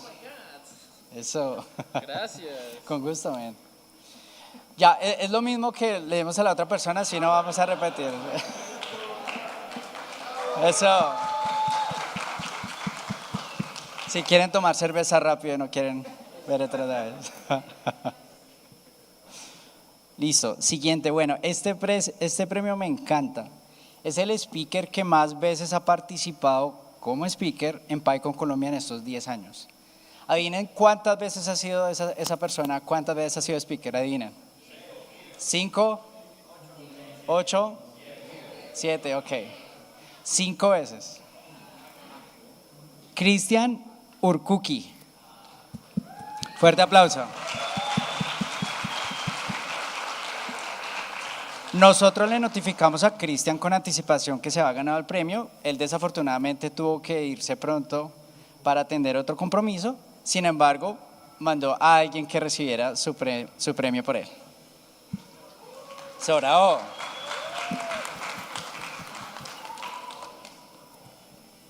Sigue.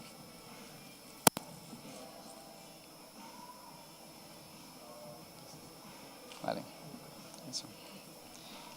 Gracias, hombre. Dile muchas gracias a Cristian. Y este premio es muy especial porque gracias a los speakers es que año tras año podemos hacer este evento.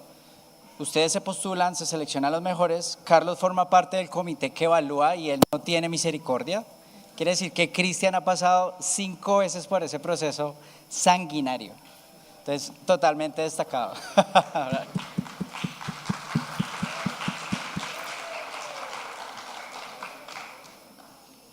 El siguiente, la persona que más veces ha asistido a Pycon Colombia desde su primera edición. ¿Saben cuándo fue la primera edición?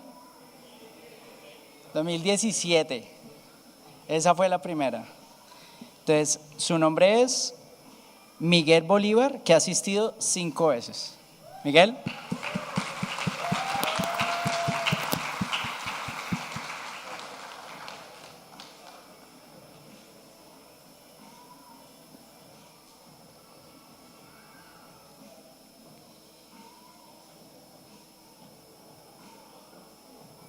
Eso, Miguel.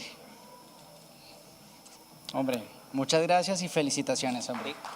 Vale.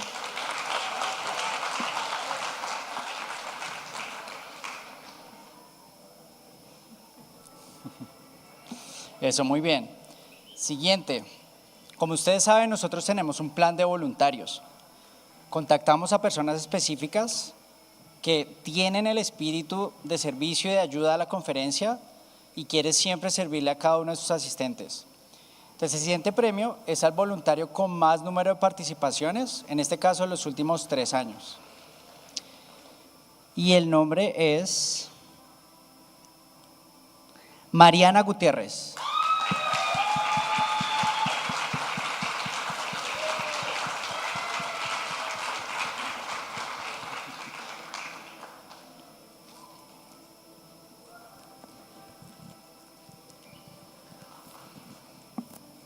Mariana, felicitaciones.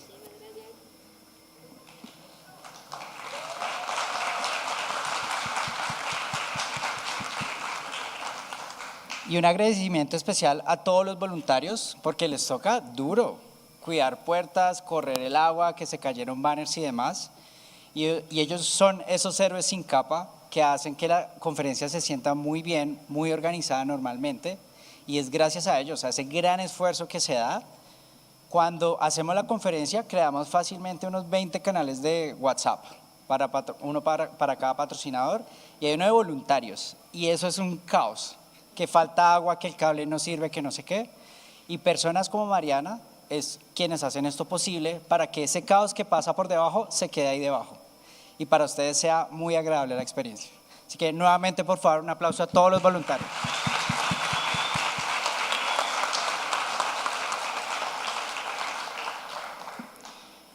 Hablando de voluntarios, queremos reconocer un voluntario en particular que tuvo una figura de liderazgo con un grupo de voluntarios y haciendo que las cosas sucedan. Líder de voluntarios. Entonces, el premio para esa persona por su dedicación y compromiso en este año. Kevin Rueda.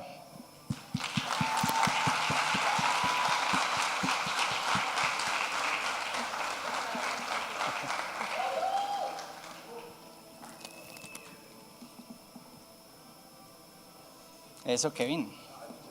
Felicitaciones, hombre. Hombre.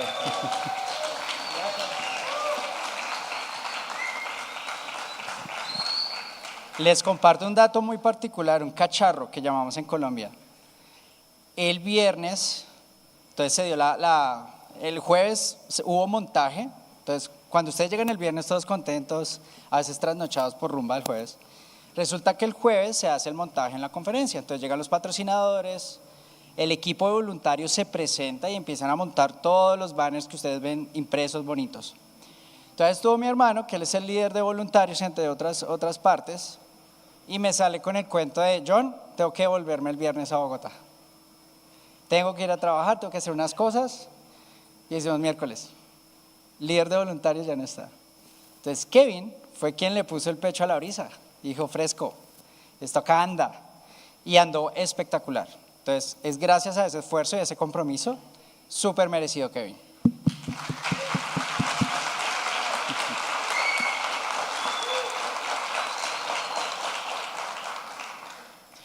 Muy bien, el siguiente premio es Padrino de Keynotes. ¿Quiénes saben qué es eso de Padrino de Keynotes? ¿Alguien sabe? ¿Los Keynotes saben? Entonces les cuento antes de dar el premio. Lo que tiene la conferencia, una de las cosas que hacemos es intentar que la experiencia de los keynote speaker vaya mucho más allá. Que no sea venir acá a dar una charla e irse, sino que conozcan la ciudad y sientan lo que es el calor de la cultura colombiana, la comida, las atenciones. Y para hacer eso, lo que hacemos es delegar a un conjunto de voluntarios específicamente para que cuiden a nuestros keynotes y los consientan, ¿sí? Si el keynote speaker quiere agua, quiere galletas, quiere frutas, que mangos, que lo que sea, ahí están los voluntarios. Y esos voluntarios son los padrinos, y esos padrinos van hasta el aeropuerto a las 4 de la mañana, los recogen, los dejan en el hotel bien juiciosos y se van para su casa. Y eso ocurre 6, 7 veces dependiendo de la cantidad de keynotes. Entonces es un esfuerzo muy grande que hacen los voluntarios, que son los padrinos. Entre esos padrinos hubo un padrino muy destacado que dio esa milla extra constantemente. Y su nombre es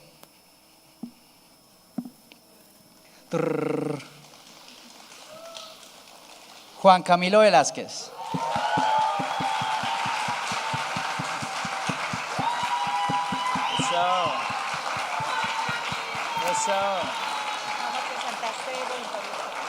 Voluntarios.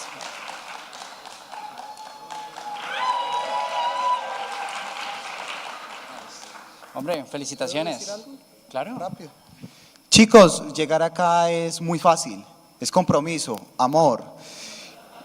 Ya, es amor, es darlo todo. Yo llevo 3 años acá y me siento orgulloso de pertenecer a esta comunidad. Me enorgullece servir. Muchas gracias a los keynote. Disculpen las cosas, pero trato de hacer las cosas con todo mi cariño y amor y me enorgullece representarlos. Muchas gracias, que disfruten la cerveza. Chao, chao. Felicitaciones, hombre. Bueno, y el siguiente premio, que me salté uno, pero ya me recordaron, gracias por eso. El que me salté fue un voluntario destacado por su compromiso y dedicación en esta edición Pycon 2026. Entonces, ese voluntario destacado es Mateo Amaya.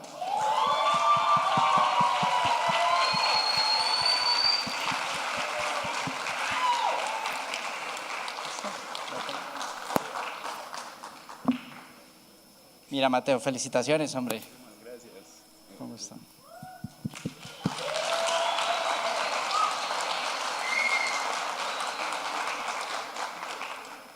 El caso de Mateo y de muchos voluntarios es algo que yo normalmente digo, yo hubiera querido tener como esa conciencia cuando tenía 18 o 20 años, estaban otras cosas, pero sí muchas veces es bastante enriquecedor ver cómo personas que están hasta ahora comenzando sus carreras y ya están involucrados, dándose a conocer, haciendo muy bien el trabajo, porque eso normalmente abre puertas. Hay muchas personas que vinieron a Pycon hace 2 años y resulta que con uno de los sponsors cambió de trabajo y ahora son líderes o son directores, ¿sí?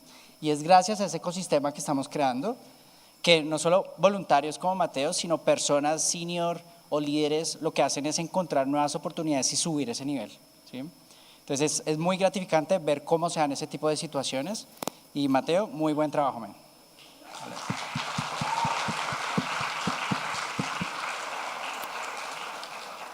Ahora sí, ¿quién quiere ir a Estados Unidos al otro año a Pycon?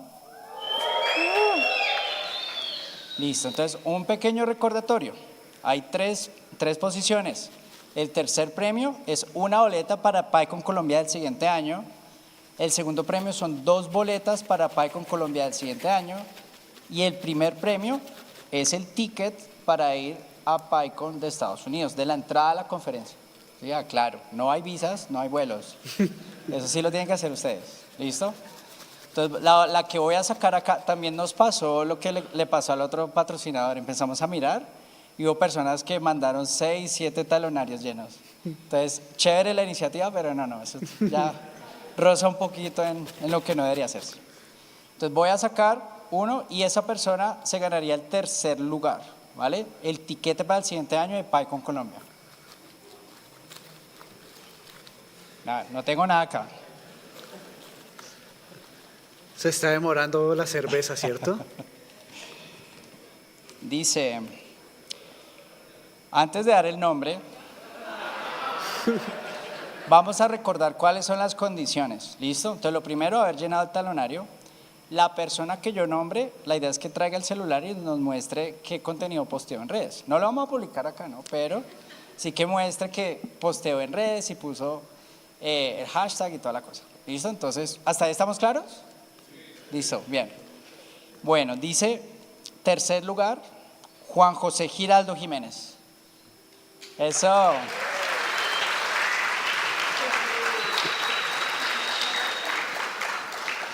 Entonces verificamos acá, día 1, día 2, día 3. Uy, te faltó un sticker. No, mentira. Bien, los stickers de todos los patrocinadores de los días, súper bien. ¿Cómo te fue en redes, Juan? Eso, en X. Ok, muy bien. ¿Listo, men? Felicitaciones. Gracias. ¿Listo? Pues vamos a guardar esto, le vamos a tomar foto y nos escribes por correo electrónico y ahí gestionamos la hora. ¿Listo? Bueno, entonces tercer puesto ya se fue. Segundo puesto, 2 tickets para venir a Pycon Colombia el siguiente año, ¿ok? Es un premio doble. Premio doble. Muy bien abajo. A ver, acá. A ver, ¿qué dice por acá? Andrés Felipe Puerta Vélez.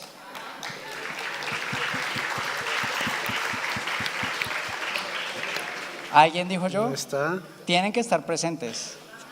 Sí, si no, no. Andrés Felipe. Ah, sí. Los que están levantando la mano traen la cédula. ¿No? ¿A la 1? ¿A las 2? ¿Alguien dijo yo? No, no está. ¿Algún Andrés? No. Bueno, conste. Le cuentan. Le cuentan, sí. ¿Algún amigo de Andrés Felipe? No. No es para que le cuenten lo que se perdió. Bueno, siguiente. Juan Camilo Moná Luján. Eso.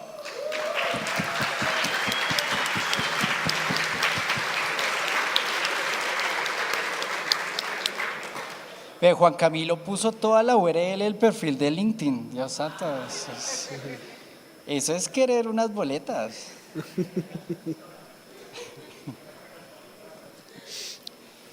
Muy bien, Juan. Entonces vamos a revisar stickers de los 3 días bien, de todos los sponsors súper bien. ¿Cómo te fue con redes? No me digas eso. Toca que lo hubieras posteado. ¿Qué pasa? Bueno, vamos a hacer una cosa. Vamos a ponerlo a votación.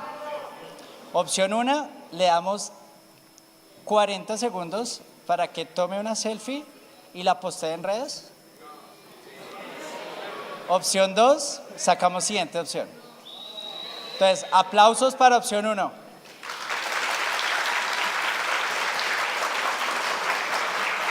Eso, alista el celular, muy bien. Y aplausos para opción 2.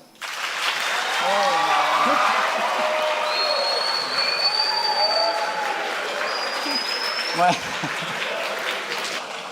el público habló, pero bueno, te llevas un paraguas.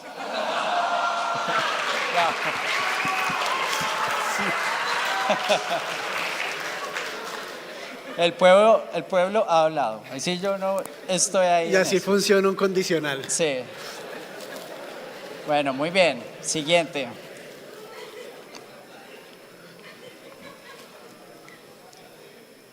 Este nombre yo lo conozco. Ese fue un speaker. Mauricio Repeto Ferrero. Eso.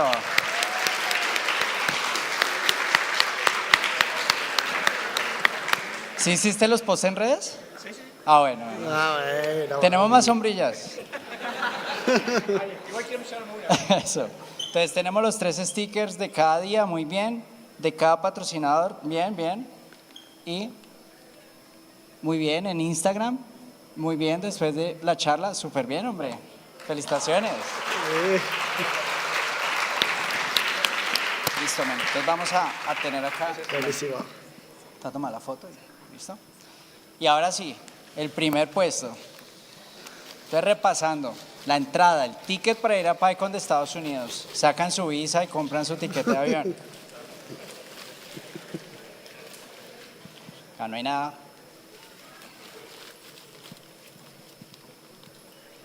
Listo.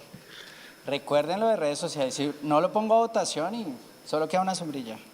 También recuerden que después de esto viene la foto grupal que la vamos a tomar sí. acá. Entonces terminamos acá, aplaudimos, chévere, toda la cosa. Foto. Venimos y para bolita. la foto. Y cervezas. Sí, listo. Eso. El tiquete para Pycon Estados Unidos del siguiente año es para Andrés Gómez Vázquez. ¡Bravo!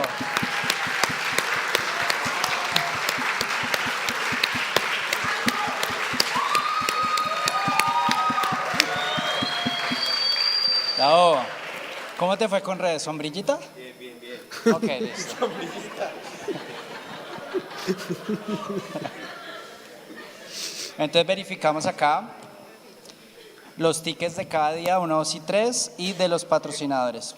Súper bien. ¿Listo? Eso. Y acá en redes sociales está Instagram. Y ya, pues el otro post, pues se borró, pero lo puedo poner. Ah, no, está bien. En highlights. Ya pusiste uno, está súper bien. ¿Listo? Entonces, bueno, felicitaciones. Eso. Listo. Dale, hombre, entonces tenemos acá, tenemos tus datos y nos ponemos en contacto contigo. Dime. ¿Cuánto qué? Ah, listo. Bueno, vale. Listo, gracias. Listo. Bueno, me dieron una noticia, que hay aún un premio más, pero no son tickets, ¿no? Ya tampoco usen. Tenemos un kit adicional donde está el hoodie y está la bolsa y está la sombrilla, ¿vale? Entonces voy a sacar uno más.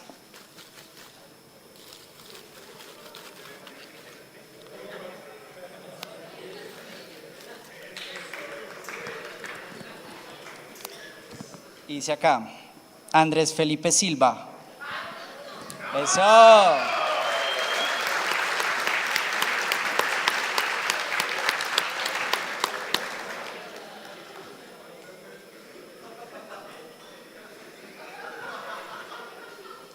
Eso, muy bien. ¿Están los tickets? Sí, pues, no, igual es para el... Está bien. Listo, hombre.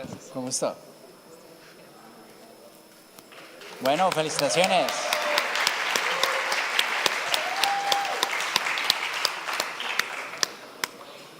Entonces les comento, ya se está organizando Pycon Colombia el siguiente año.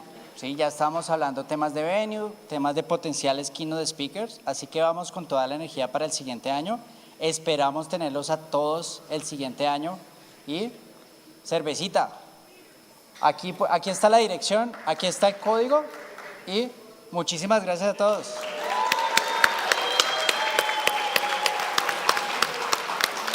Entonces, por